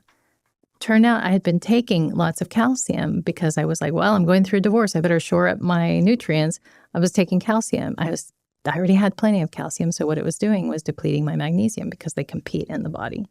So there's lots of things, if you don't get precise in what you need, you're not necessarily going to solve for your problem. You might hit the jackpot in certain places like you did. You felt better after taking what you took, but you can also have a problem. So it's easier, test, don't guess. So it's not necessarily, I don't know if it's cheaper or more expensive, because if you take the wrong thing, you could cause yourself a problem. So it might be cheaper to just go precision and take a test and then fill in those gaps. Yeah. How much is like a full, every panel? How much would it cost to get? Every panel? Yeah. There's no such thing as every panel. Okay, for you, like what is the average like cost to do these tests? And I say this because think about a grocery store. So I've got like a grocery store of tests you can take. There's really that many tests? There's that many tests. Okay. So I have to pick based on what's going on in your story, which test will help me get more precise about what's going on with you. And I try to be very conservative. So you're looking at symptoms and then giving a prescription of the test for whatever the symptom is. Right, exactly. And also the story around it. So I have for example, my neighbor at work, she uses a lot of lotions and potions, and she's been complaining about weight gain. I'm like, well, there's your culprit right there. You really need to look at maybe not using all these lotions and potions because of the parabens, all the endocrine disruptors that are in these. Clearly, these are not natural. Look at the ingredients. This is getting in the way of your hormones. All petroleum based. Yeah, pretty much. So there's things like that. Those are just stories that you hear, and they're not necessarily a symptom. It's just, tell me what I dig in further. Tell me what you use for X, like I did with the boy. Do you all use a water purifier? No. Okay. Now I can see the clues that lead me to X. And then we dive in from there. This is the lab I think we need to do. Let's look under that rock. So for sleep disruption, I told you about the EMFs from the car chargers disrupting my sleep. Oh yeah. And mold did it too. Yeah. I haven't been able to sleep more than 5 hours in the mold. Can't. Cortisol rises. I wake up immediately. So how many people do you think are this sensitive out there that they just don't know? I think everybody. Okay. I think, there's people that are, my ex-husband was not sensitive to his body. So he could be complaining about something, but it didn't register that he had clearly that's a problem, Yeah. I'm real sensitive to what's going on in me. So I think there's that element of it where people just ignore their signals, but they're getting them. Yeah. But I think it's more what we were talking about earlier, that people don't know that these signals mean there could be something going on in the environment, and to test different, either really get a test or, go stay at somebody else's house for a little while, see if that changes things. Maybe it is your environment. Yeah. You did smell mold the other day. You did have a pipe leak, a pipe burst in your house. Or even things like tattoos. And I hate to say this too, because I know you have a lot of tattoos, but that is an immune system hyperstimulator. Really? Yeah. So not only that, sometimes there's metals in those. There's cadmium typically in a red ink. And so that can cause you, displacement of other nutrients. Okay. So yeah, I do. Most people will never see this. This is a no judgment zone though. Yeah. But just so you know, and so your listeners know. Yeah. Most people never see all my tattoos. They just won't. But I am covered, and it's I strategically got it so that all of anything that's covered is covered first, and now I'm getting the extremities done. Oh wow. So my whole leg is getting tattooed right now. Look into the effects of tattoos on your immune system. Just a suggestion. Yeah. Well, I also intravenously digested copious amounts of drugs and chemicals and stuff for a long time. That'll cause you issues for sure. Yeah. It's funny. I don't have well, maybe I shouldn't say that. I should say this. I'm not symptomatic in the way that definitely that you are, right? And maybe I'm just not sensitive to it, but like when I'm now that I'm clean and like not doing all that crazy shit to my body, I'm like really surprised like how healthy I get. Like it's like my body like wow, it's a sunny bounces back. day. Yeah. It's crazy. Everything's cool. And then there's like my wife. It's like the craziest. She has better dental hygiene than anybody I've ever met. Like anybody. She brushes her teeth. She takes care of her teeth so crazy. Like, and her teeth are like always falling out. Like, oh, wow. Well, and that's a micronutrient issue. you think so? I think it's genetic. So. No, I know so. Well, I mean, genetics could be loading you know what, the gun. Though? She is terrible about nutrients. Oh, terrible. The mold that I was in and my son, it depleted our strontium of all things. Like who would ever guess? What is it? Strontium. Okay, what is that? It's a mineral, and it's something that's very necessary for your bones and also your teeth. If you don't have it, it leads to metastatic bone cancer. Metastatic bone cancer. If you have a deficiency, but also cavities. So that's what happens is I mean, when you x-ray my mouth, I have no fillings. Like it's like. And you've treated yourself horribly. Terribly. And she's terribly. like, what is wrong with you? Dude, so bad. You like suck. Between like smoking meth and like just doing and crack for years. I mean, I have like yellowed teeth from smoking. It's not that bad. but like I have like nothing going on in my mouth, and you like if you saw an x-ray of hers, it's like pure metal. Oh. Well, and that's a thing. Oh, God, I'm a killjoy. I'm sorry, audience. But I had all my mercury fillings taken out. Because that fillings. Also can lead to brain issues. I thought it was like metal fillings have mercury. Really? Yeah. Well, I mean, everything does, right? Well, like no, it's like saying everything has mold. No. Yeah. Okay. Most things like you get mercury. Have you like the tuna? Yeah. Like the amount of mercury that there is in like canned tuna. Yeah, but they put much more in vaccines. That's another crazy part. Your average flu shot. It's actually an ingredient. That's right? shot right into you. Shot right into you. Yeah. I don't get that. Why do they do that? Because they don't care. Okay, but what does it do? Like, why is it in there, supposedly? I don't know if you ever heard in the olden days, they had the milk, brought to your door. Yeah. And it was just room temperature. Mm-hmm. They would put a silver dollar in the milk to keep it from spoiling because metal inhibits bacteria growth. So that's one of the reasons this boy who had antimony poisoning had a gut issue. So that's one of the reasons that is that real? Yeah, that's real. They would put a silver dollar in there. Yeah. Tell him.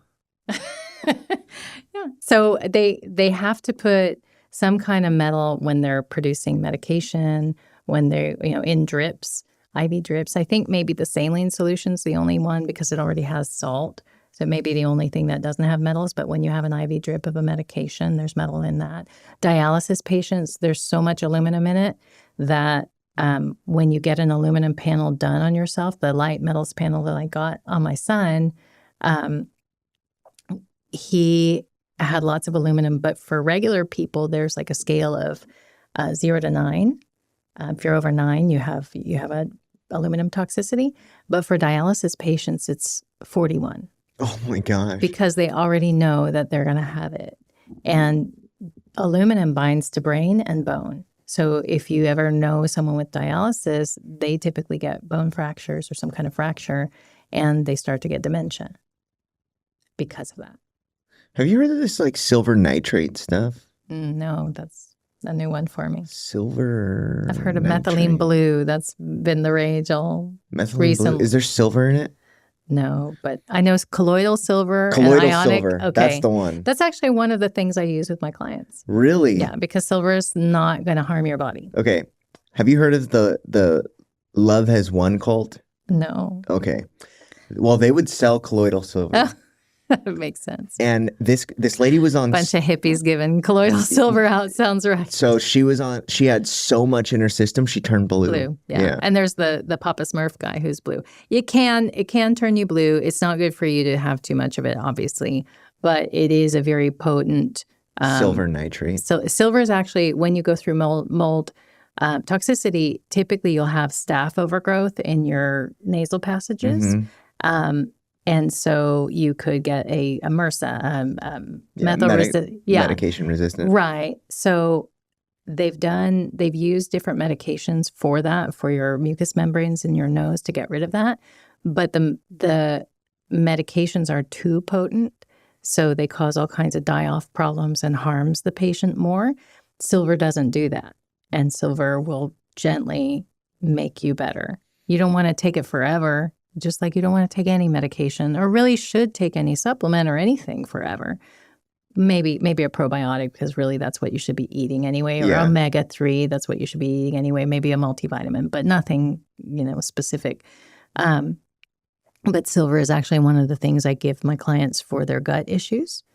They'll take it like in a fluid.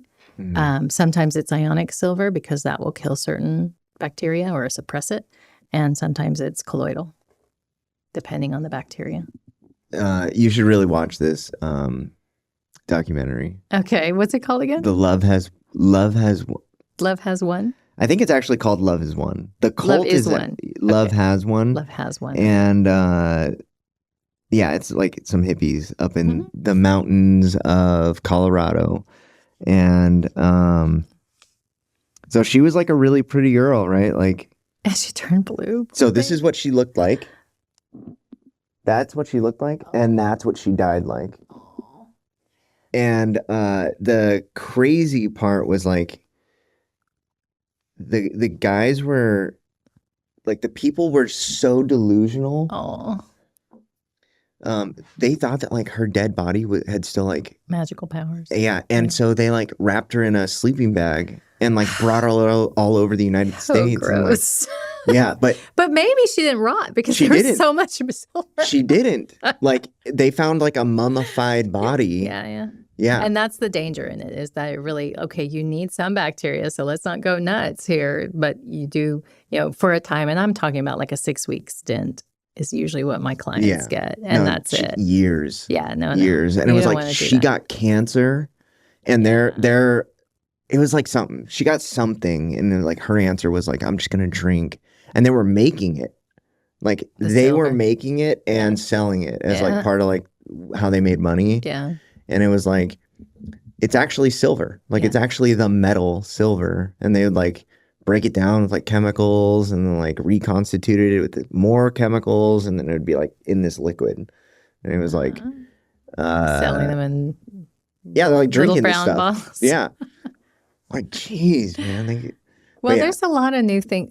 Like there's methylene blue now that's been like all the rage, which it's like a dye that they found does. I have heard this, yes. But chlorella and spirulina, which are just sea algae, they do the same thing, and it's natural. Like my friend told me he was taking methylene blue. I'm like, it does work, but and what does it do? It's helpful to all your cells in your mitochondria. I can't go. It's too much detail, and I'm going to go overboard explaining it. But essentially, it's the dye in those things, that deep indigo or blue-green dye that's in plankton and in spirulina and in chlorella, that is effective in your mitochondria. So I'm still studying what spirulina does, because forever I was like, spirulina, I remember my mom doing that.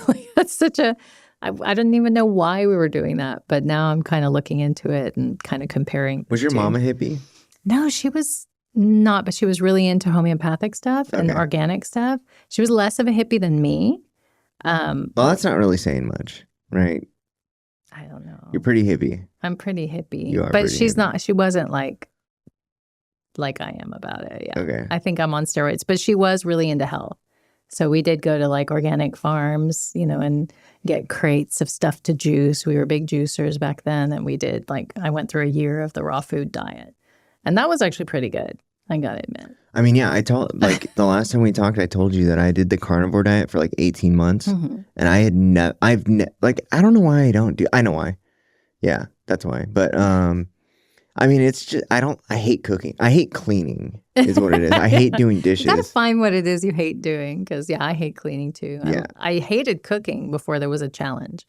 And once I had a challenge. I used to love cooking. And I thought so I got out of prison the first time and thought it'd be like a great idea. I'm going to go to culinary school. And then I went to culinary school and hated it. So now I just don't really like it. And for the punishment, which I was slamming heroin, so I was constantly punished because they were like, "Are you falling asleep standing up?" I was like, "No." But you have to wash dishes. Oh no. Yeah. And I hated doing dishes already because my mom made me wash dishes my whole life. And so we were the dishwashers. Yes. Yeah. And it was so I now and good luck to my wife is not just going to do the dishes. She's just not, right? It's if I cook, you do the dishes. Well, our kids aren't old enough yet, right? It's what are you talking about? 2 years old, they're just fine. Hey, bring them up there, get them a little stool. Mm-hmm. Few broken dishes. Well, I mean, with her as a mom, I doubt they'll ever do dishes. Yeah. But yeah, so I that's the thing keeping you from cooking. It is. Get paper plates. Yeah, it's the pan and pans and pots, yeah. But so I did the carnivore diet for 18 months and was really meticulous about supplementing and I mean now that I look back on it, it was I was taking so many different supplements. It was really crazy. But I never felt better in my life. Yeah. It also might have had something to do that I was I had slammed heroin and smoked meth and injected anything that I possibly could for 10 years prior to that. Yeah. So that could have could have had something to do with it. It's amazing when you finally go over the other side. Yeah. Yeah. The amount of health so also additionally to that was I didn't go to the doctors the entire time. Mm-hmm. I would go to the doctors. I would go to the emergency room when I was when dying. You're too sick, yeah. Or I would get abscesses. Yeah. It's the size of that skull, on my shoulder. Yeah, I believe it. From muscling, because I didn't have veins anymore. Yeah. So I would inject into my muscles, and I would get. I mean, it was I would have 5 or 6 going at a time, and finally I would be so lethargic and just so fucked up that I would have to go to the hospital and they would have to drain them and then try to convince me to stay while they tried to heal it and I'd be leaving with stuff packed into me. No, just packed with gauze. I'd rip it all out and go right back to it. It was terrible. Yeah. I had a good hold of you. No, yeah, no. So my wife and I were talking about this the other day. It was we knew somebody. She went to the hospital and she had an infection in her arm. It was an abscess. And they told her, if you leave, you will lose your arm. And so she tried to stay for she was in there for 48 hours max. It was probably less than that. But she needed to go back to the street so bad. She went back, continued on with her life for however long. And then she disappeared for a month. And then she came back. She had one arm. Yeah. So then she learned how to shoot up with her feet. Yeah. And it was the conversations around that decision were she would just say, I don't care. She didn't care that her arm was gone at that point. She learned how to do it with her feet. And, but the amount of sacrifices and just totally illogical decisions that you make around the absolute need to be as close as possible to the source, or at least doing it, or at least as close as possible. Yeah. And it's that was one of those decisions that you see out there. It's she did not care that she lost an arm because of her priorities. It's so devastating. And it's she was homeless. One of those people, she actually had a horror story. It was her boyfriend died and then got with this other. Anyway, just crazy trauma and just emotional baggage and scarring and all this stuff. And it's when I talk about people like her, when I think about it, it's do I ever think that she will get clean or come inside? And the reality of that situation is most of those people want to be on the street. I wanted to be on the streets. The decision to be homeless was very intentional. Yeah, I helped a few homeless people.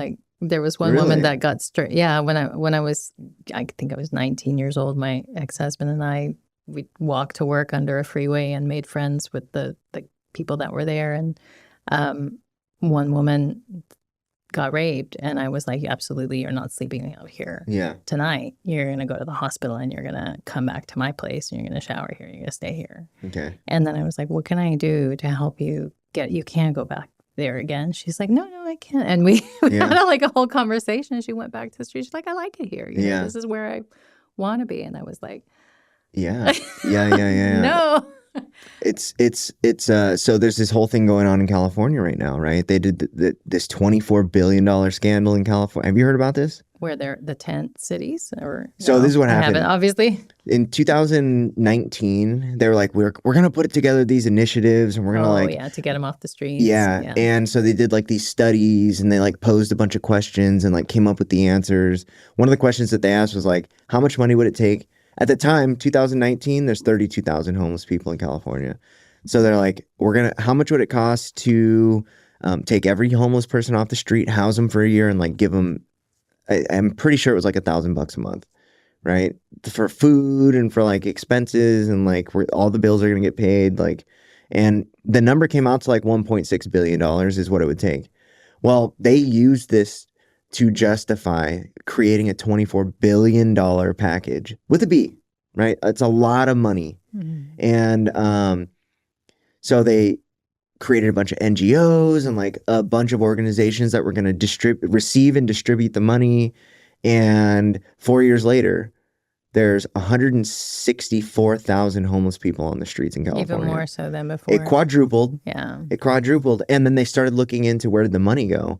And the one that I like to talk about is there was in LA, there was a company that was formed around this whole thing. They got a $20 million contract. The deal was they were going to build a facility for 132 people. They were going to build the facility, house them, create a curriculum. It was going to be a reentry program and like all this stuff. And it was $5 million a year that they would get. $5 million. So it was like $5 million to build it, $5 million to implement it, $5 million to keep it running, and then $5 million to distribute. And it was like 4 years later, they all the shit hit the fan. They started looking at the numbers. The overdose rates like skyrocketed. The amount of homeless people skyrocketed. And they're like, okay, what happened? And when they looked into it, they found out that they got all 20 million and they didn't even break ground on the building. Right. So it was like a complete scam. So that and that's another thing that when I mentioned the mold, and I mentioned I'm in a luxury apartment, mm-hmm. but they still cut corners. Yeah. Even though we're paying high dollar for it, they're still screwing us because somebody wants to, somebody's greedy and not caring about people. How much more so? I mean, I was always, when my ex and I were together, we were young and, pregnant teenagers and had places that were old and moldy all throughout Montrose, always, and never attributed some of the things that were going on, especially with my ex-husband, because he's gluten sensitive and so is my son. And I am a little bit, but it affects me differently. That genetic part, it affects me hormonally, just like the mold does. And it's the same gene that makes you sensitive to mold as makes you sensitive to gluten. So it affects me hormonally. I can see that now. I'm not eating gluten, but I have mold. So I'm breaking out. I'm having hormonal issues, swelling of the joints, all that stuff. It affects him and his family genetically, mentally. Mm-hmm. And they have a lot of mental illness in their family. Most of them have not given up any kind of, they're still drinking beer and eating bread and all that stuff. But I think about all the people that are poor, living in moldy situations because they have some landlord that's a slumlord, and all these, typically people in poverty and impoverished situations like the homeless. They not only aren't eating well, but they're also in dilapidated places that aren't well taken care of, and they get marginalized and treated like, get a job, you should be doing better, you got to pick yourself up. They can't. They've been put in a situation, taken advantage of to some degree because they don't know better or they don't have the resources. Yeah. Food deserts are one example. Like you live in a neighborhood that's in the hood, you're going to have a 7-Eleven close to you. Yeah. Do they have those anymore? Yeah. Some kind of convenience store close to you that only has Twinkies and, beef jerky and sodas to eat and drink from. And that's not going to give you any nutrition. So that downward cycle just kind of continues and just runs them into the ground. And of course, prisons are full of people who have been in impoverished situations. They might be just reacting violently because they're not getting the nutrition that they need, or they're being in an environment that's polluting their bodies. So they can't function normally. And I that keeps me up at night, like the way they're feeding prison inmates. Oh, you have no idea. I don't. Well, I've known a couple of people who have been in prison. Like, why are you feeding? Don't you understand? And now that, I've seen the buildings too, they're not taking care of those buildings. How are they expecting people to get better if they're not going to invest the money in it? And then you got people like you just talked about where they just, took advantage of a situation again and ran off with the money when people who needed it could have had it. And, it's really going to take people being accountable and being willing to provide good environments for people. Yeah. So in California, at least, there are, you get fed twice a day, but they'll give you like a sack lunch at breakfast, and then you take it and eat it whenever, when right? You're hungry. And then, but the meat that it comes with. Isn't it Vitaloaf? Something. Vitaloaf? Yeah, that's what I heard. It was like basically this loaf of some sort. Yes. That Yeah. It's like has vitamins supposedly, but well, what it the tastes package like bunk. Yeah, the package says not for human consumption. Oh my gosh. Yeah. Yeah. Yeah, like the boxes that it makes comes me mad in. because you can't. How are they expecting to get people better? I don't know. I know. So this is a thing that I'm running into with the treatment industry is like they don't want them to get better. No, it's a good cycle for them to be in. It's just a money maker. Just like the drug industry. The pharmaceutical industry makes money off of you being sick. What, are you kidding me? We're not going to make you well. Yeah, we're not going to heal you. Right. We're going to patch you. Or we might cause the problem in the first place. Yeah. Yes. Well, so my admissions director, he lives in League City. And a few weeks ago, he was like, man, it's like every Thursday I get this scratchy throat. And I'm like, yeah, you live in League City. It's like oil refineries everywhere. Stinkadina over there. Yeah. And it's like, yeah. What are they off-gassing? Yeah, exactly. Yeah. And he was like, oh, yeah, probably, right? It's like we live in the fourth toxic soup. Yeah. Well, and then in the city. We live in the fourth biggest city in the country, which means it's one of the biggest cities in the world. Right? I say this constantly. It's like, and I think India is pretty. Well, I mean, yeah, okay. Might have us beat Bangladesh. No, for sure, but this is one of the biggest metropolises in the world, right? Maybe it's not like top 10, but it's one of the biggest population dense. Yeah, we have there's a lot of people here. I mean, how many people are here? There's 7 million, I think. Dude. Last I checked. Yeah, that's just in the metropolitan Houston area. I think it's more than that now. Let's see. Greater Houston. We'll say Greater Houston. But we are a hugely polluted city. When I did my metal panels on myself and my son, we have CCM and barium, which are like radioactive. Really? We have it in the yellow. Yeah. So like getting up there. Yeah. And I mean, it's no wonder like people in the Fifth Ward have been complaining because there's toxic dump sites there. So what? there's some radioactive waste in the Fifth Ward that they're having to live on. And that's another poverty-stricken area. Really? Yeah. So radioactive dump site in the Fifth Ward. Mm-hmm. I don't know that it was a dump site. Now, actually, it was like a storage. I think there was a spill.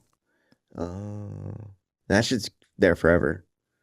It's got a half-life, but it's very, very difficult to clean up and get it all. So yeah, it's interesting. Like whenever I talk to you, I always like go away from it thinking about like what are we not addressing in addiction that is like heavily linked to what's going on here? Nutrition. Yeah, I mean that's the big thing. I mean, like I said, what's in the way of it? Yeah, I was always well. It's also access. Like access to care is like it's like trying to pull teeth, right? Like a lot of people don't understand what how to access the care that they need. We're not taught, like, even when I was in high school, like, we didn't have a substantial or like an efficient nutrition class. I don't remember taking any kind of like nutritional education. Oh, I did. That's right. Yeah. Yeah. But I also missed like 200 Was it days. the pyramid though that they taught you? I don't remember. But I like, so my sophomore year, I think I missed like 200 days. Oh wow. Yeah. I was too busy doing drugs. So, but yeah, it was like, we made tortillas one day. I remember that. Like, And that was the extent of your nutritional yeah. kind of knowledge. Well, and I think people think it's harder than it really can be. Like one of the things I've aimed to do with my company is make it all as DIY as possible. Yeah, like but it is expensive. It's expensive, and that is the problem. But the way I look at it, just like right now I'm in mold, I could stay and just take allergy meds and pain meds and meds all the time and get worse and worse and worse because mold grows, or I could move out. And I've moved 4 times since June. So the last July, August, September, October. So 4 times in the last 4 months. My whole house I've moved. Yeah. Just trying to find a place where I am well, or trying to figure out the issue. Have you tried like a brick house? I have lived in a brick house before, but there's still leaks, and you're still going to have wood, and you're still going to have wood beams and things like that. Yeah. But what I did, I have been in a place that was clean. I just had to move out because I couldn't afford the large. It was a 3-bedroom, and I couldn't afford that. So back to the poverty issue. Like you get what you pay for, but sometimes they're gypping you still. But my point with that was, I will do anything I have to do to get well because it's not worth it to me. I'm going to spend more money getting sick than I will keeping from being sick. I had a friend that he spent $100,000 having strokes and heart attacks. He had three strokes and 2 heart attacks. And one of the strokes was so severe that he couldn't remember who I was. He was my mentor for 20 years in IT. I call him up at the hospital. He doesn't know who I am. His sister had picked up. And I said, you tell that stubborn mule that I'm Cynthia, and he knows me, and he needs to talk to me. And she goes, she does know you, because he was a stubborn mule. But he wouldn't listen to me about that. I thought that he needed to do all this stuff that I do. Like I sent him the test. I made him the appointment to go get the test. And it turned out he had toxic mold, black mold, in 3 walls of his house. And that was causing him blood clots and ending him up in the hospital. He spent $100,000 being in the hospital that many times. The mold tests that I do, $300. The mycotoxin test that is for your body, because the mold test is for your house, the mycotoxin's for your body to see, first of all, if you have it. What is it? $400. The micronutrient panel, $475. Okay, so we're getting close to 1,000. Well, we're past 1,000. Sorry, my math's not good. Those tests would have kept him from spending $100,000. So a fraction of the cost of what he ended up paying. And that's kind of what I try to drive home to people, and what I had to learn myself, because with my son, I was trying to nickel and dime with insurance and do things here and do things there, and wait. And all the things I had to do along the way ended up costing me 3 times as much as the $10,000 I plunked down on all his tests for very severe autism. Like autism to the point where he didn't look at you anymore, didn't talk to you anymore, couldn't hold his bowels. So, and the progress that he's made, right? Like astronomically. Okay, let's talk about that. Yeah. So we live in like a time where, I mean, they've kind of like swallowed up all kinds of other diagnoses into autism, yeah. Right? And it's like everybody's got it now, right? And it's almost like like people are virtue signaling by like, right. Oh, it's my autism, right? Or it's my OCD, or it's my ADD, my mental illness, like, yeah. And it's like, but so your son had a severe case of autism, yeah. Tell us where he was at with it, and then what you did and where he's at now, because this is crazy. So what I look at autism as being, and really all of these mental disorders, is just a brain injury. It's just chemical. It's no different from actual head injury, brain injury. Mm-hmm. It's just what level of damage was done. And that tells you how much you can recover. And then what are the different components? Because like the amygdala is one part, and there's this, that's another part, and all the different, the gut microbiome, what bacteria is overgrown, because that bacteria will turn on and off certain genes. So all of those things are implicated in what my son had, which was a vaccine injury.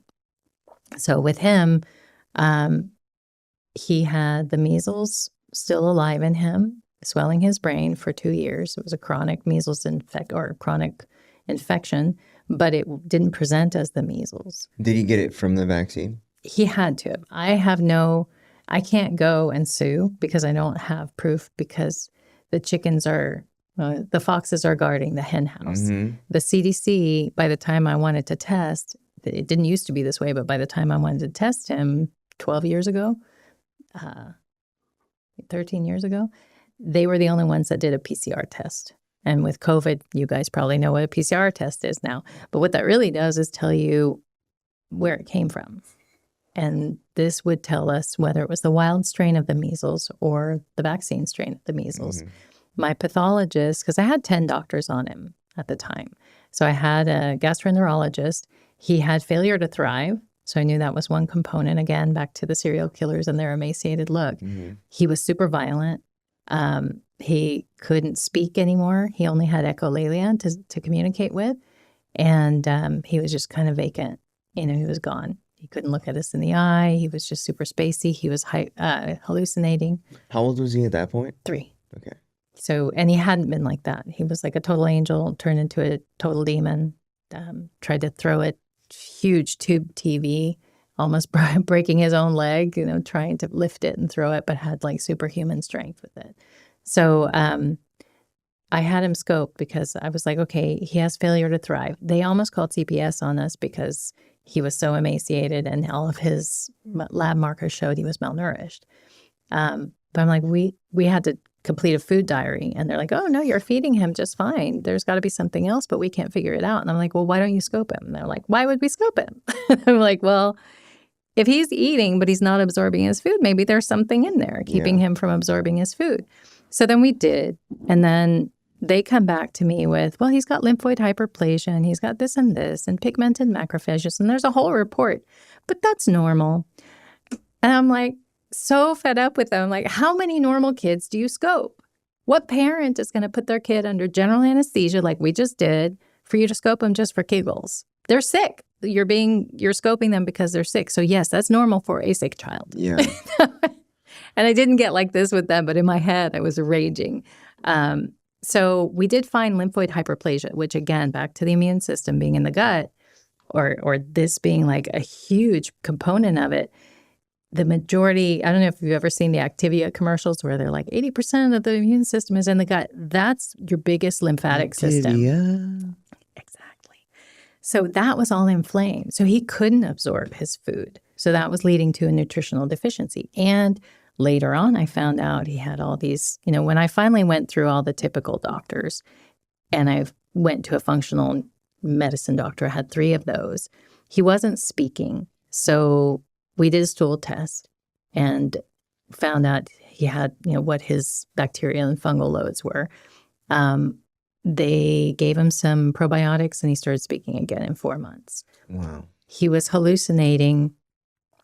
And I thought maybe he had a yeast overgrowth, but I wasn't quite sure and we told the doctor and he was like, well, I don't know what you want me to do about it. This other doctor, regular pediatrician.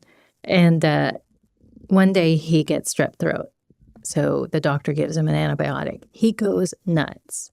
He goes absolutely nuts. And I'd noticed that I was making him bread because we knew he had a gluten problem, or at least that was what autistic kids had problems with. So I made gluten-free bread, but I was making it with yeast.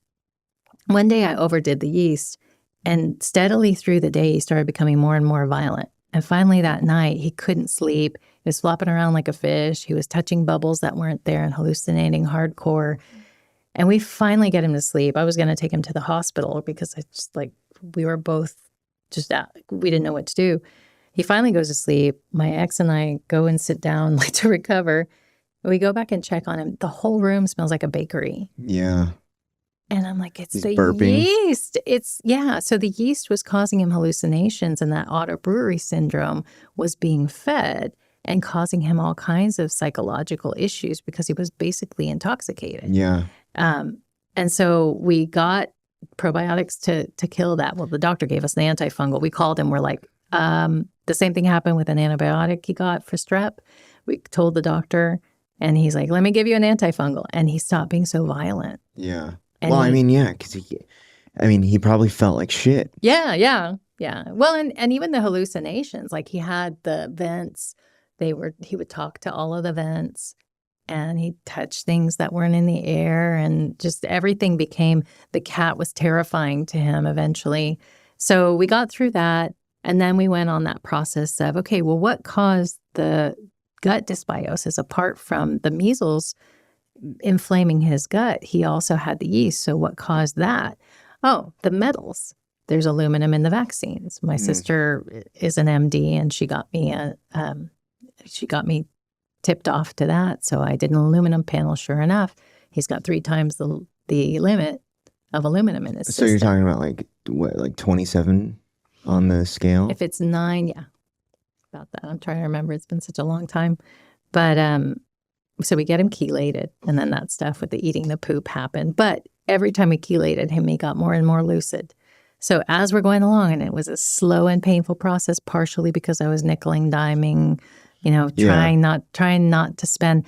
I wish, I got a divorce in the middle of this whole thing. My ex ran off with him. I remember I feel really guilty about it, but one day my ex was being so horrible to me. I was like, I wish this would happen to him instead, And then sure enough, it wasn't even, I felt bad afterwards, but he already had it. That's why he was being so horrible to me. Mm-hmm. And I think the place we were living in had mold. But he had a psychotic break, and he had just had the worst gout incident that he'd ever had. And I read later that the crystals that form from the uric acid, uric acid, form in your brain folds too. So the worse it is there, the more it's collecting all over your body, and you can have a psychotic break if you're manic depressive. So gout is extremely painful, right? Do you think they can feel it in their brain too, or are they getting headaches? The crystals are there. Yeah. So the same crystals that are accumulating, because it accumulates in your foot because the blood vessels are so small, and it's hard for them to pass through. Right. Blood vessels in your brain are super tiny too. Yeah. So the pain is it's collecting there too. So yes, I think there's something to, if you're in pain, you're going to have a chemical response and a hormonal response. Mm-hmm. But I also think there's crystals, the uric acid the crystals are there causing all kinds of havoc and damage. I don't know if they if this is a widely talked about thing in the medical field, but you hear it all the time in addiction, where they talk about pain as a sixth sense. Yeah. Right. And it's pain is a serious indicator, but it's it your also alarm. It sets off all kinds of downstream chemical reactions. Yeah. And then it in very extreme cases, it your body will shut off your ability to receive the signals. Mm-hmm. And then it gets really crazy. But mm-hmm. Yeah, that's so. And he was an alcoholic. And he was an alcoholic. Yeah. And was he actively drinking at the time? Oh, yeah. Oh, yeah. He never really stopped. I don't know what's going on with him now. I don't know if he stopped or what. But he was gluten intolerant too, genetically, just like our son. But he wouldn't give up. And he wouldn't eat right either, all kinds of stuff. And I had an appointment for him. The reason he left me, I had an appointment for him with a functional medicine doctor because I was like, babe, it's okay. We just found out he was bipolar. He was doing all this crazy stuff. And I'm like, look. And we were right in the middle of the chelation with our son, right after it was literally a month or so after he'd been eating his poop, and that whole thing happened. And he wasn't really able to care for our son properly. He was when I found he was eating his poop, I was like, he told me, yeah, he's been doing that for a while because he was in his care. He was a house husband. And I was like, what? What do you mean? Yeah, I've been talking to him about it. I'm like, no, this is pica. This is a medical problem. We got to call the doctor.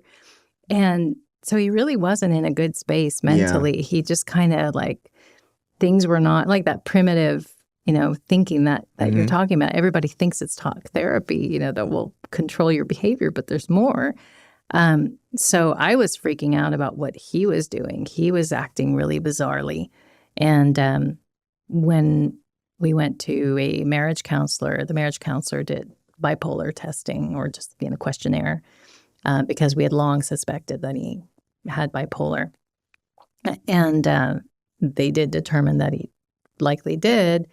And so I'm like, he came home all upset. And I'm like, look, we know what to do. We're doing it for our son. All we need to do is go to this functional medicine doctor and you'll be fine. This is just a biochemical thing that's happening. This is not a character flaw. This isn't something that you have to, be ashamed of. Yeah. He's like, he said that he was afraid I was going to, put him in a facility.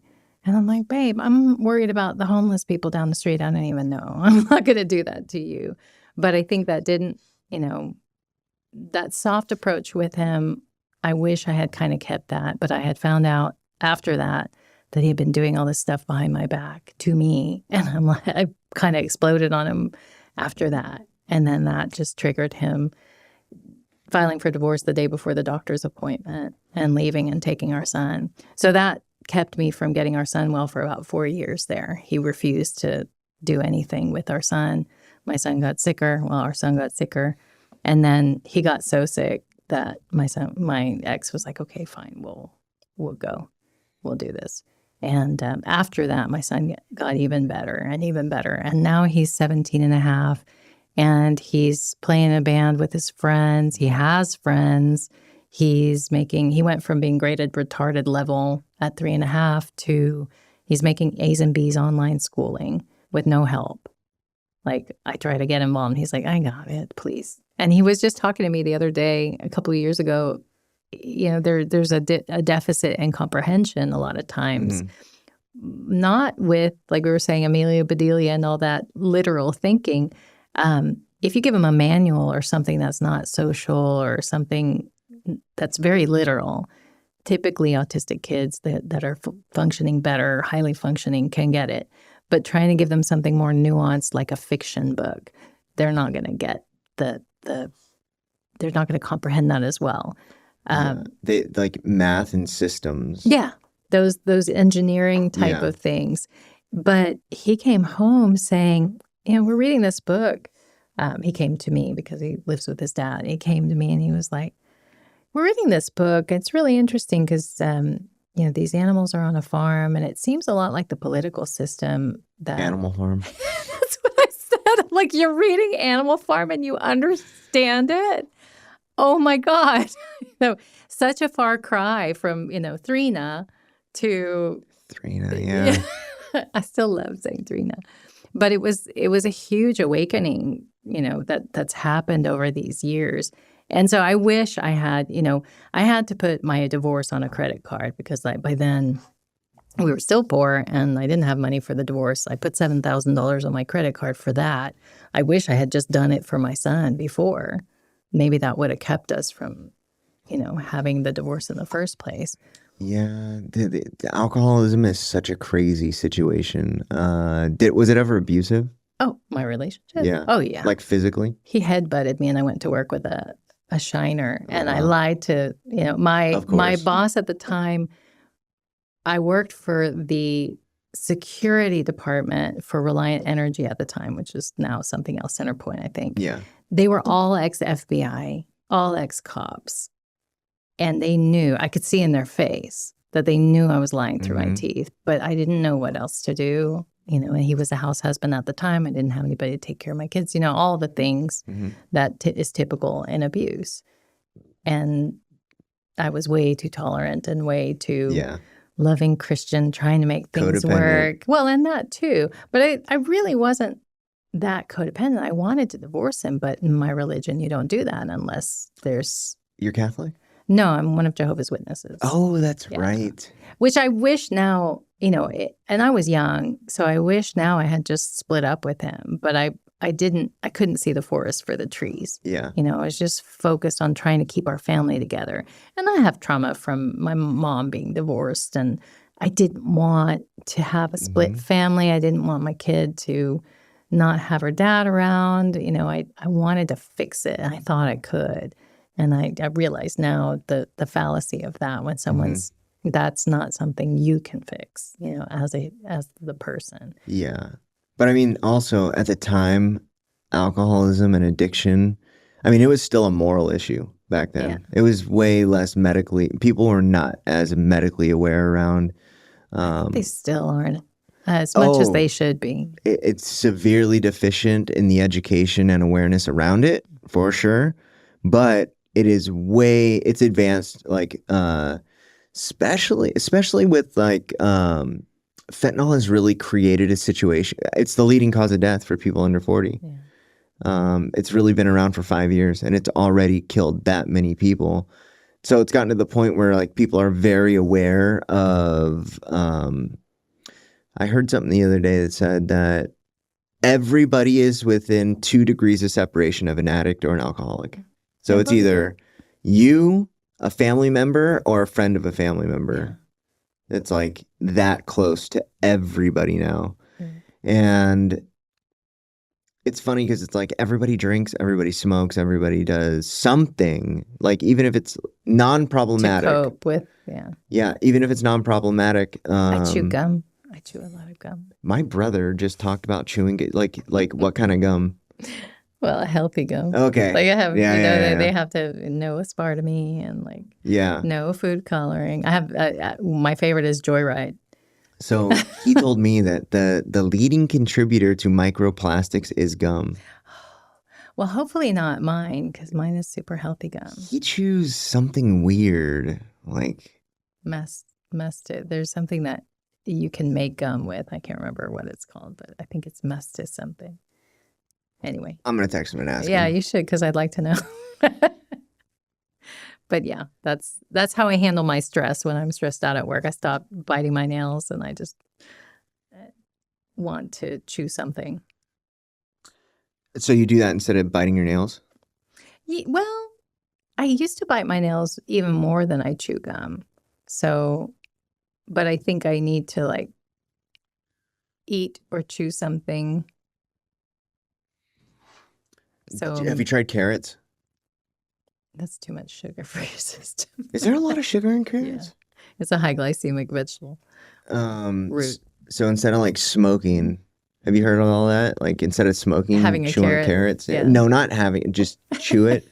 Like eat the carrot, because the oral fixation is really what people are going for. Well, and that's definitely, I noticed that like when I'm in the mold, I have more of an issue with it than when I'm not. Did you ever like smoke or drink or anything? I did chain smoke for very briefly, like a few months. Yeah, because I was trying to get skinny, because I'd always been like.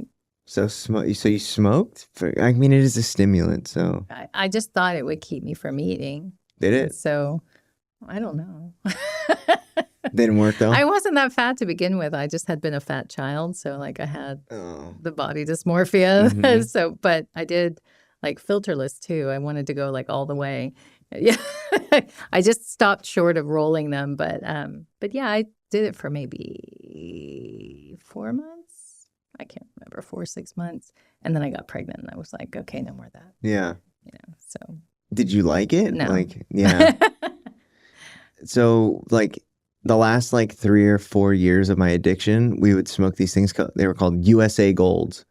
They were, like, $3 a pack. I know what they are. They are gross. Yeah. I mean, and it was, like, because there was, like, a corner in San Diego where you could, like, buy singles from people, or you can buy, like, the pack, and it was, like, 25 cents. It was 25 cents for a single. And then it was like $3 for the pack. So it was either like $5 or $3. And then we go down to TJ and buy like cartons of this stuff. And I was like, anyway, they make enough money where it was like a thing that they did. But Mine were Chesterfields or Marlboro. Ew, I know, gross. cigarettes are so like when I really like think about it, it's like cigarettes are really gross. But I smoked Camels like the majority of my life. Um, that's a much better tasting cigarette for you. But so no addiction really. For me, you mean? Yeah. No, food. Food was Okay. my addiction of choice. Did you And ever get like eating disorders?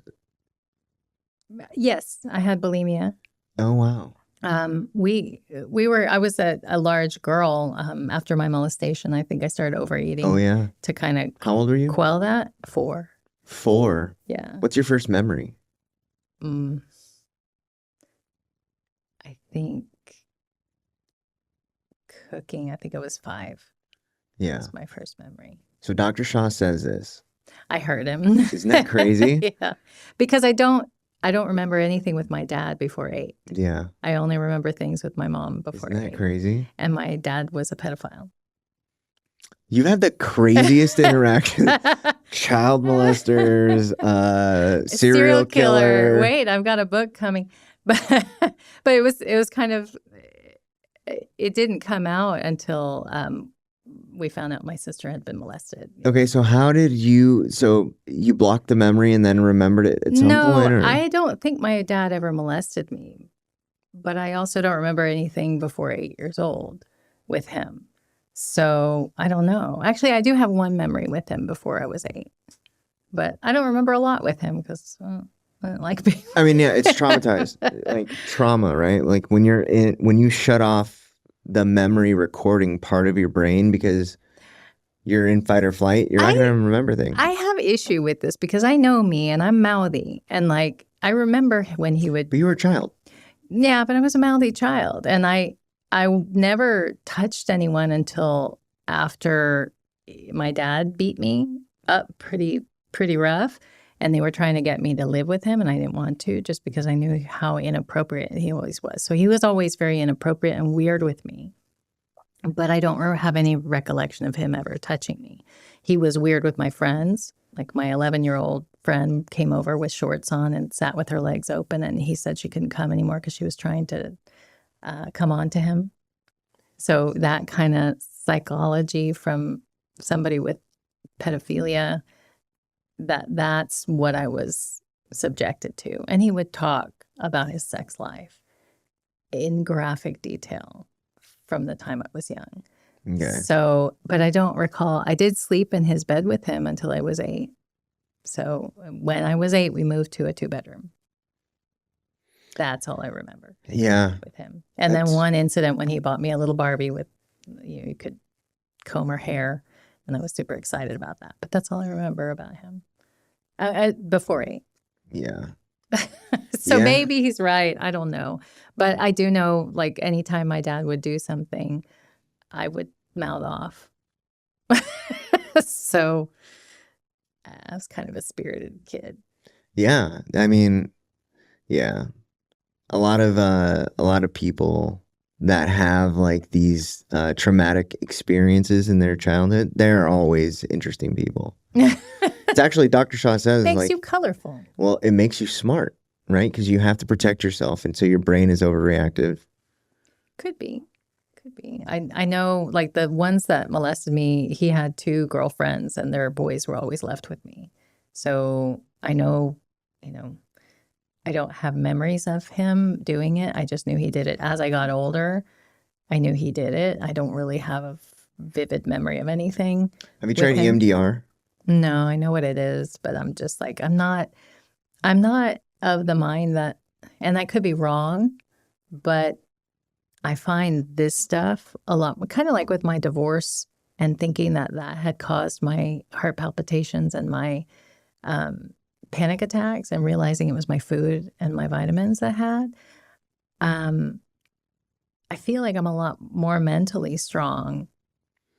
So for I've worked through that to be my issues. So that's 100% valid, because my therapist tells me, she says, like, all of the trauma that I've experienced, the least impactful one was the sexual trauma. Yeah. She was like, you're not using because of that. Yeah, I'm a lot more traumatized by what happened to my son and all the lies from the medical institutions and the Oh, gaslighting I believe it. than even what happened with my ex. And I'm a little traumatized with my ex, to that level. But I don't think anything has traumatized me as much as what happened to my son. That changed me tremendously. Yeah. And that's what really pointed you down this road, right? Yeah. Yeah. So it was a blessing in disguise. Yeah. Especially considering I got him well. Well, I didn't, God did, but that I was able to figure out, he showed me what to do. That's crazy. It's such an interesting life, like just seeing like the progression of the way that things work out and like really understand, especially in hindsight, right? Like understanding like why certain things happen. Yeah. It's like I don't like, I'm not religious in like by any stretch of the imagination at all. Which is actually changing.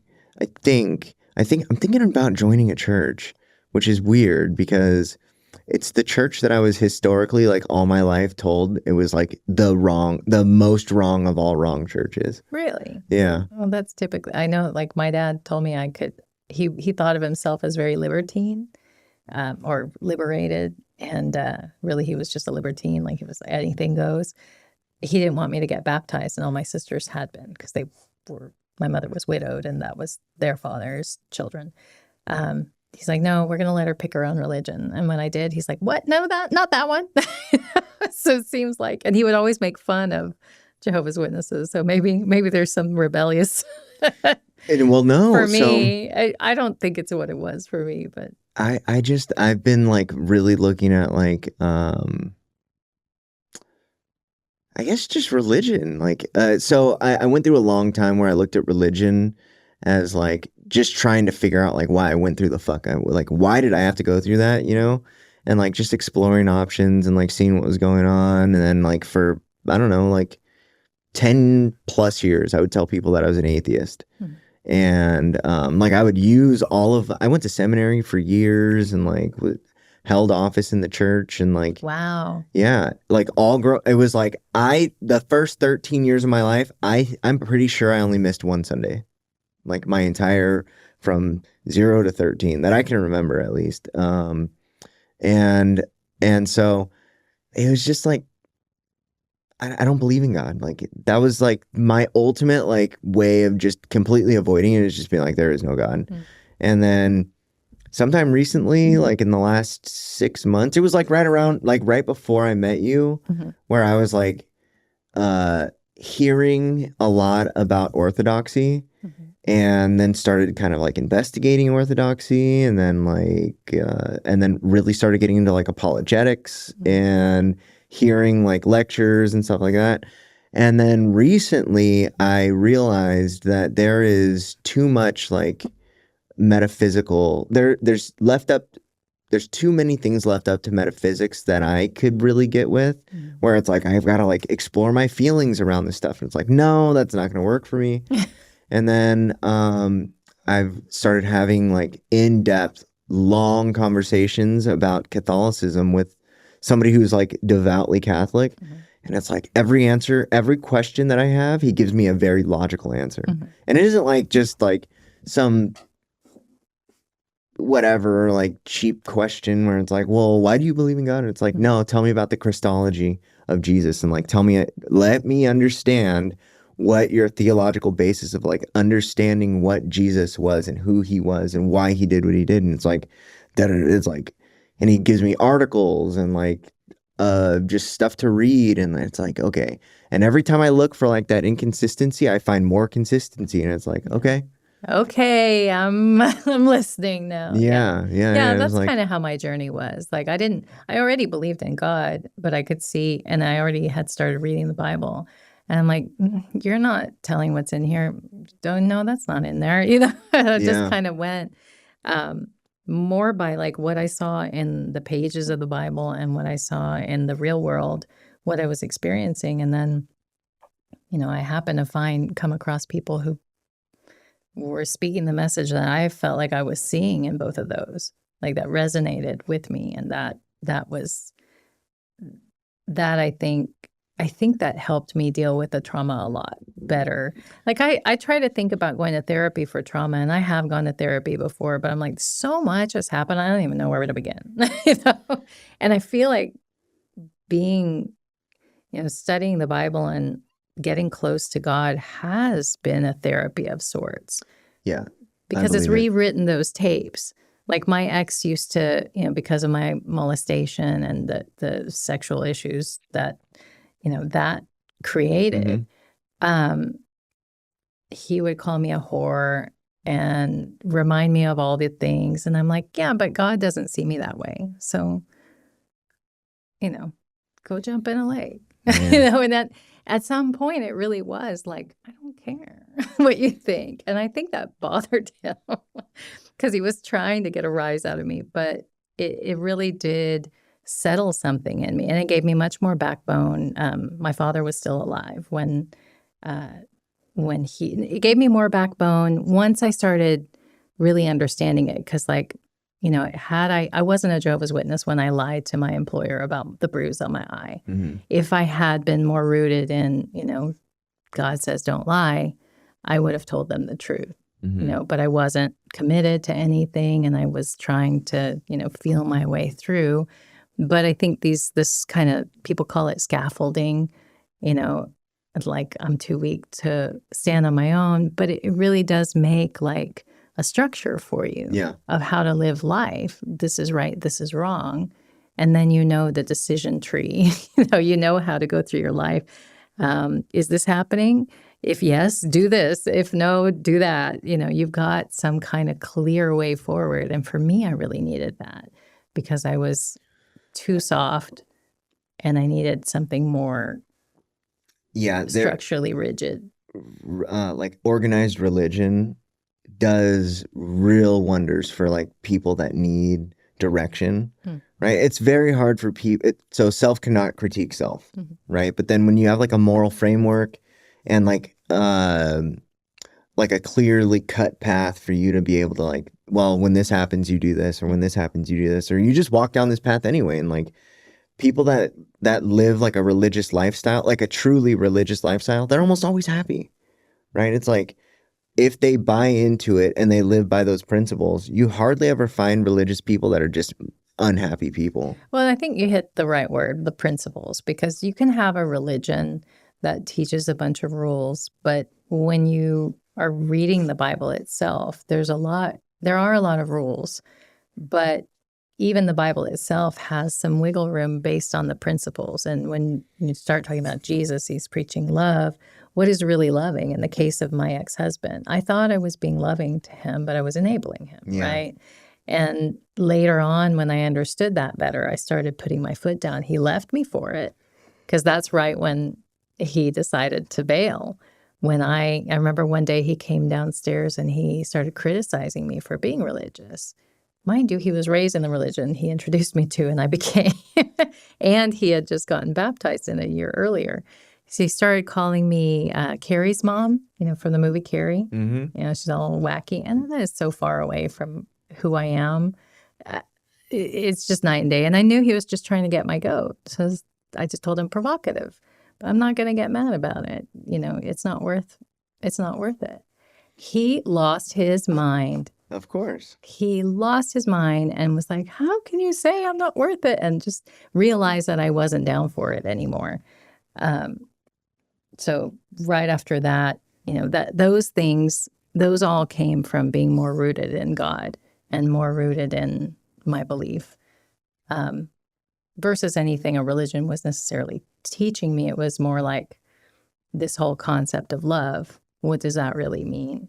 There's only so much a religion's going to be able to teach you about in your personal life, for every scenario, but the principle itself, you start to mature in the understanding of it. Yeah. So there's also like purpose, right? Like it's a good framework to like directionally be able to lead you. And then as far as like the principles, right? There is so many layers that you can go to because a lot of people will plateau and then just stay there. But if you keep exploring principles as they're like working in your life, there's like layers and levels that you It's a can always growth. like, Yeah. evolve into a different level of love. Because when I was a kid, love was something totally different than it is today, right? Like I thought like love was what like your parents had, and then I grew up a little bit and it was like love is what you and your girlfriend have, and it's like you grow up and it's like love is what I found with drugs. Right. And then but when you apply it in a healthy way, it's like almost endless how many layers to love you can like actually discover. But then like religion in general, I forgot who said it. It was like religion is Christianity is the opiate of the masses. Yeah. Who said that? Somebody I don't care to know about personally. I can't remember. It's hackneyed to me, so sorry. I didn't mean to be rude, but I was like, it's boring. You know, I hear it so much from a lot of people who have never even tried to. Yeah, that's the thing, right? But they've never even opened the Bible, or a lot of religious considered- people never have. Well, and that's true too. But I think, you know, there's a lot of people out there making judgment calls on things that they don't understand and being, was it armchair quarterbacks of something they've never done before? Yeah. You know what's funny? I was just having a discussion about this. You can find information, like in the day and age that we live in, if you have a presupposition, you can find information based on that. Yeah. There is no like clarity on information anymore, and truth is so subjective. And people have a confirmation bias. They usually want to believe whatever, you know, want proof of what they already believe. Yeah. So that they can continue believing it, and not so that they can actually open their mind and grow. And I always say, for me, like, if someone showed me something better than what I currently believe, that's more in line and aligned with what I read in the Bible and what I see in life, then I'd go for it. But I just haven't found that yet. So like, I'm happy where I am. Yeah, I mean. And the growth never stops. Like I'm still, you know, studying the Bible and, you know, over and over again finding it. But for me, the Bible was like a big aha moment and a very therapeutic thing. And I'll watch like YouTube videos on like narcissism to deal with my ex and like things that, and try and put it in perspective. There's a guy now that I'm like all over his videos, Dr. Peter Salerno. And if you're out there watching, he's got a really interesting take on like personality disorders and chiefly narcissism and like narcissistic personality disorder. What's his name? Peter Salerno. Peter Salerno, which is really an interesting and really good take, except like he says it looks like it's not trauma that's informing these disorders as much as it is genetics. Yeah. And I'm like, I see that in my family, like my kids and my ex-husband and his family and even with my dad. But there's, you know, there's nurture, right? And he is considering nurture epigenetics versus what I consider, that is epigenetics because, you know, if you're in a traumatic situation, your cortisol will go up and you will eat all your B vitamins because of stress and all this chemical stuff will happen because of something that happens to you. No doubt. But there's also the epigenetic component that's your environment that you're living in, the air you're breathing, the water you're drinking, the food you're eating. Was this you and I that had this conversation before? I don't know. Maybe. But there's like, it's that trigger, right? Mm-hmm. And that trigger, it's sad to me to just consider the genetic component or just consider the emotional component. It's all of it. It's the environmental component, the spiritual component, because your spiritual beliefs are going to cause you peace, which is going to cause oxytocin. If you're comfortable with other people you're around and you're in a group worshiping together, you're probably going to get a lot of oxytocin. Oh, yeah. And if you're stressed out because you don't have that support system, like Dr. Shaw was talking about, you know, I do the Argentine tango just for the hugs. Like, I'm going for the oxytocin. And it does make a huge difference. But, you know, that's because I don't have the family around me. And I'm in a congregation that's not super touchy-feely. And I need a lot of that. So you have to find your you need to be in 4D, and have all those corners. All of those things will affect your genes. So while I really appreciate what he's saying, because like my daughter won't speak to me, I think she's going through a mental issue. And she makes up, she has confabulation where she's making up stuff I've never done and like upset with me for things that never happened, and she's taking that whole philosophy of trauma informing your mental illness. Whereas there's this genetic component that he's absolutely right about. I see it. But I also know that she's still eating gluten and she probably has gluten deficiency or gluten sensitivity. I know she's got eczema already, and that's typically a sign that you have got dysbiosis issues. Really? Yeah. So genetics is funny because I have 2 biological brothers, full-blooded biological brothers, right? I've got a lot of siblings, but 3 of us are from my mom's first marriage, so we're like full-blooded. And we all got our like 23andMe's done. Oh, yeah. And the one that looks the most Vietnamese is like, so my mom is half Vietnamese. Like her mom is from Vietnam. My grandpa is from the United States. He is not Asian at all, right? So she's 50% Vietnamese. And my brother you would think that it's like, okay, well, he's 25%, right? He's like 27% Vietnamese. Wow. Yeah. So it's just genetic switches, right? Yeah. So it's like... It's this chromosome square dance that happens with your partner. Do all this. Yeah. So there's like like mathematically, it doesn't make sense because you would think that the maximum amount of Vietnamese that he could be is 25%, but that's not how it works. Like if there's 4, I think there's like 4 switches in every single chromosome or whatever. And it's like, if you have... I don't know how likely it is like to have all of the right ones like get flipped at the right time, but yeah, 27% Vietnamese, and it's like, how is that possible? It's like, well, it's genetics. Like anything is really possible. Yeah. And then it's like my wife is a redhead with blue hair with a redhead with blue eyes. Mm-hmm. She was like genetically the least, like statistically, like the lowest population of people in the world. Mm-hmm. And then we have our daughter that looks exactly like me, right? It's like, yeah, you have 100% recessive genes. Like you glow in the dark. You're so white, and you have red hair and blue eyes. It's like you're not gonna win in this battle. And I have like but dominant genes. You never know. You never know. My father had blue eyes, and my ex's dad has blue eyes. Okay. And so our daughter has blue eyes, even though I have green eyes and my ex has brown eyes. So sometimes you reach back in the annals of history and like throw in an extra. And you can have mutations. Oh, yeah. Based on, actual problems. I talked to a mom. YouTube actually took this off of the air, but I had a video after I talked to her.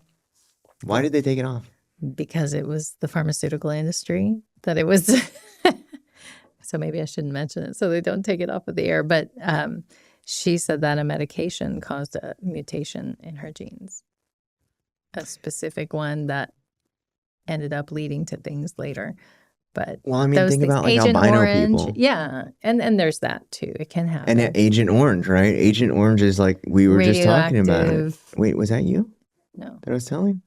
Today, I was telling somebody today that I have my grandpa was in Vietnam, got exposed to Agent Orange, and somewhere along the way, I still don't know if this is true or not, but somebody said that autism has been directly linked to a downstream multi-generational effect of people who are exposed to Agent Orange. It's like my grandpa, and now we've got like a ton of kids in my family that have autism. But I think, why now? Why not your generation? Well, they said like that it was going to skip multiple generations before it manifests. I have again, the loaded gun theory. I mean, we're eating worse than we ever have been. We're vaccinating more than we ever have been. That's loading kids up with toxins, just that alone. And then the other things that are happening environmentally. I mean, genetics might play a role, but I don't think it's as big as... Well, think about the electronics. Like, I mean, we are in a... Wi-Fi, the EMF the electrical charging cars that were causing me problems. Yeah. Yeah, there is I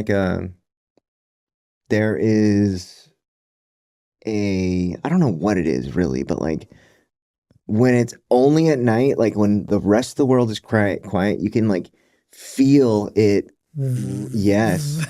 Yeah. Yeah. It's like I've never really noticed stuff like that before Yeah. And all of a until sudden, a few months ago where it was yeah. like I still don't know where it's coming from. I don't really know what it is, but I can feel it somewhere. Yeah. There's something going on. Well, Yeah. and they keep adding to it. And should I talk about the electrical vehicle situation that Sure. I had? Yeah. Okay, because this is something else that I look for in clients when I'm doing that detective work. I had gotten out of the mold. I was in a good apartment. I had gotten better, and I knew I had to move. The last 2 weeks, really the last week I was there were 2 days where the first day I was like, I went to bed. I'd been feeling fine, no joint pain, no issues, sleeping 8 hours a night. And before I'd been only sleeping 5 hours a night. Suddenly I was like racked with pain. I felt all like my joints were all twisted up and I could not turn my brain off. And it wasn't like it was racing thoughts. It was just like, okay, sleep now. Like any moment now, and I started hearing the sound. I realized there were electric charging cars, 2 of them plugged in outside my window. There were 4 outside this new place. So I went to the opposite end of the apartment where my son's room was, and I slept there because he wasn't home. And I went out like a light. No pain, everything resolved. And that's just from the electrical magnetic frequencies that were coming from the electric chargers for the cars because they put out a lot of energy. Next night I was fine. No cars were charging. The next night I had a lower level of that start to creep up on me and I'm sleeping. And I look out the window and sure enough, there's 1 car there. So I did the same thing. I went to my son's room, out like a light again, no problem, no pain. So a lot of times when patients come to me and they're having some kind of inflammation and even something like mold, I'll have them unplug their wireless router at night so that or whenever they're not using it so that at least they have less. It's an apartment complex where I am. I'm getting some, but like I've told people about organic food, it's, even if let's say they have to put a little pesticide there, less poison is better than more. Mm-hmm. So the more you can just eliminate to keep your body from going through inflammation, because that's what EMFs do. It starts to inflame your tissues, the better off you are. Yeah, it's so crazy. Yeah, it's everywhere. Like I'm literally. We're on it right now. Yeah. Yeah, and then as you like extrapolate the world that we're living in today, as you extrapolate that out, it's like less and less fossil fuels and more electronics and like. Is it really better for our environment I and don't for know. us? Yeah, I don't know. It's crazy. Yeah, I'm not in a big hurry to get to that. You know what? I heard the craziest thing though. They were like, of course, Elon Musk wants to go like the electric route because there are no fossil fuels on Mars. Yeah. Right? Yeah. He was like, what is there? There's a lot of sunlight, right? There's but there's no like natural resources. Yeah. You can't like Farm. go drill out there. Yeah, like that what? too. Like yeah, it's just not what's going on. So he was like, yeah. Never thought about it that way before. Pretty interesting. Yeah. So batteries will be a thing. You just bring them there, but electric cars on Mars. On Mars, you can go. Elon, you can go. I would go. I think I would go. I'm not going. I'm good here. But I'm a hippie. I'd rather be. I mean, in my heart of hearts, I'd love to be like out off the grid. Okay, that brings up a good point though. Yeah. Could you do that? Could I? Yeah, being allergic to like or sensitive to like all this stuff. Well, the thing is, I'm sensitive to it because of the mold, which is really primarily because of houses. Right. No, that's crazy. But it's not even because of houses. Because I was talking to an Argentine friend of mine from the tango, and I told him what was happening. He's like, yeah, because in this country, everything's built with wood. Yeah. And that's true. In other countries, it's usually like cinder block, and it's stuff that's less moldable. Yeah. Or that's not a word, but less inclined to be more mold resistant. Yeah. And there are mold resistant materials. And really, I've been in places that were fine because they were built right and maintained properly. So I could still live out off the grid in a nicely built home with good, I wonder if indoor plumbing is necessary, but maybe it's definitely more comfortable. It is more comfortable. Yeah. Who am I fooling? Yeah. I will probably have a tiny house with floor. Yeah. And even, I don't know what I really could do, but I think that we have a lot more. I mean, I think it's well known that we have a lot more indoor pollutants than outdoor pollutants these days. Yeah. Yeah. So yeah. Mold is just one of them. But yeah, when you're away from the toxic, substance that's giving you problems, like metal will also make you allergic to things. Mm-hmm. You can get rid of that, and then your body will resolve the allergies and sensitivities. But you have to get rid of the source. If you still have the exposure, you're going to continue to be obviously reactivated. Right. Well, okay. Okay. Thank you. Yeah. For letting me be here. I appreciate your time too. I appreciate your time. And you can definitely come back. Thanks. I'd love to. I got to talk to Dr. Shaw. How do people get a hold of you? Oh, yes. So I am Cynthia Pereira, and I'm at biomentals.com.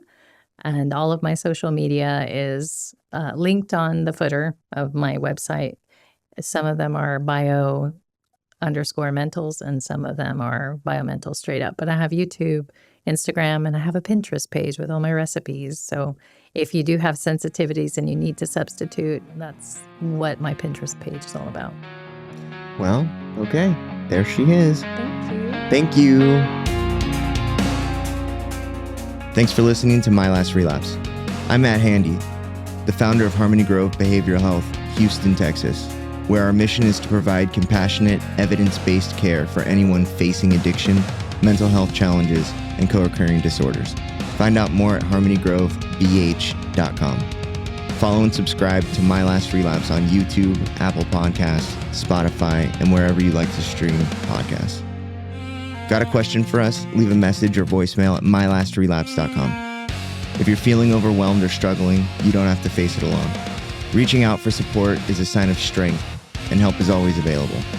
If you or anyone you know needs help, give us a call 24 hours a day at 888-691-8295.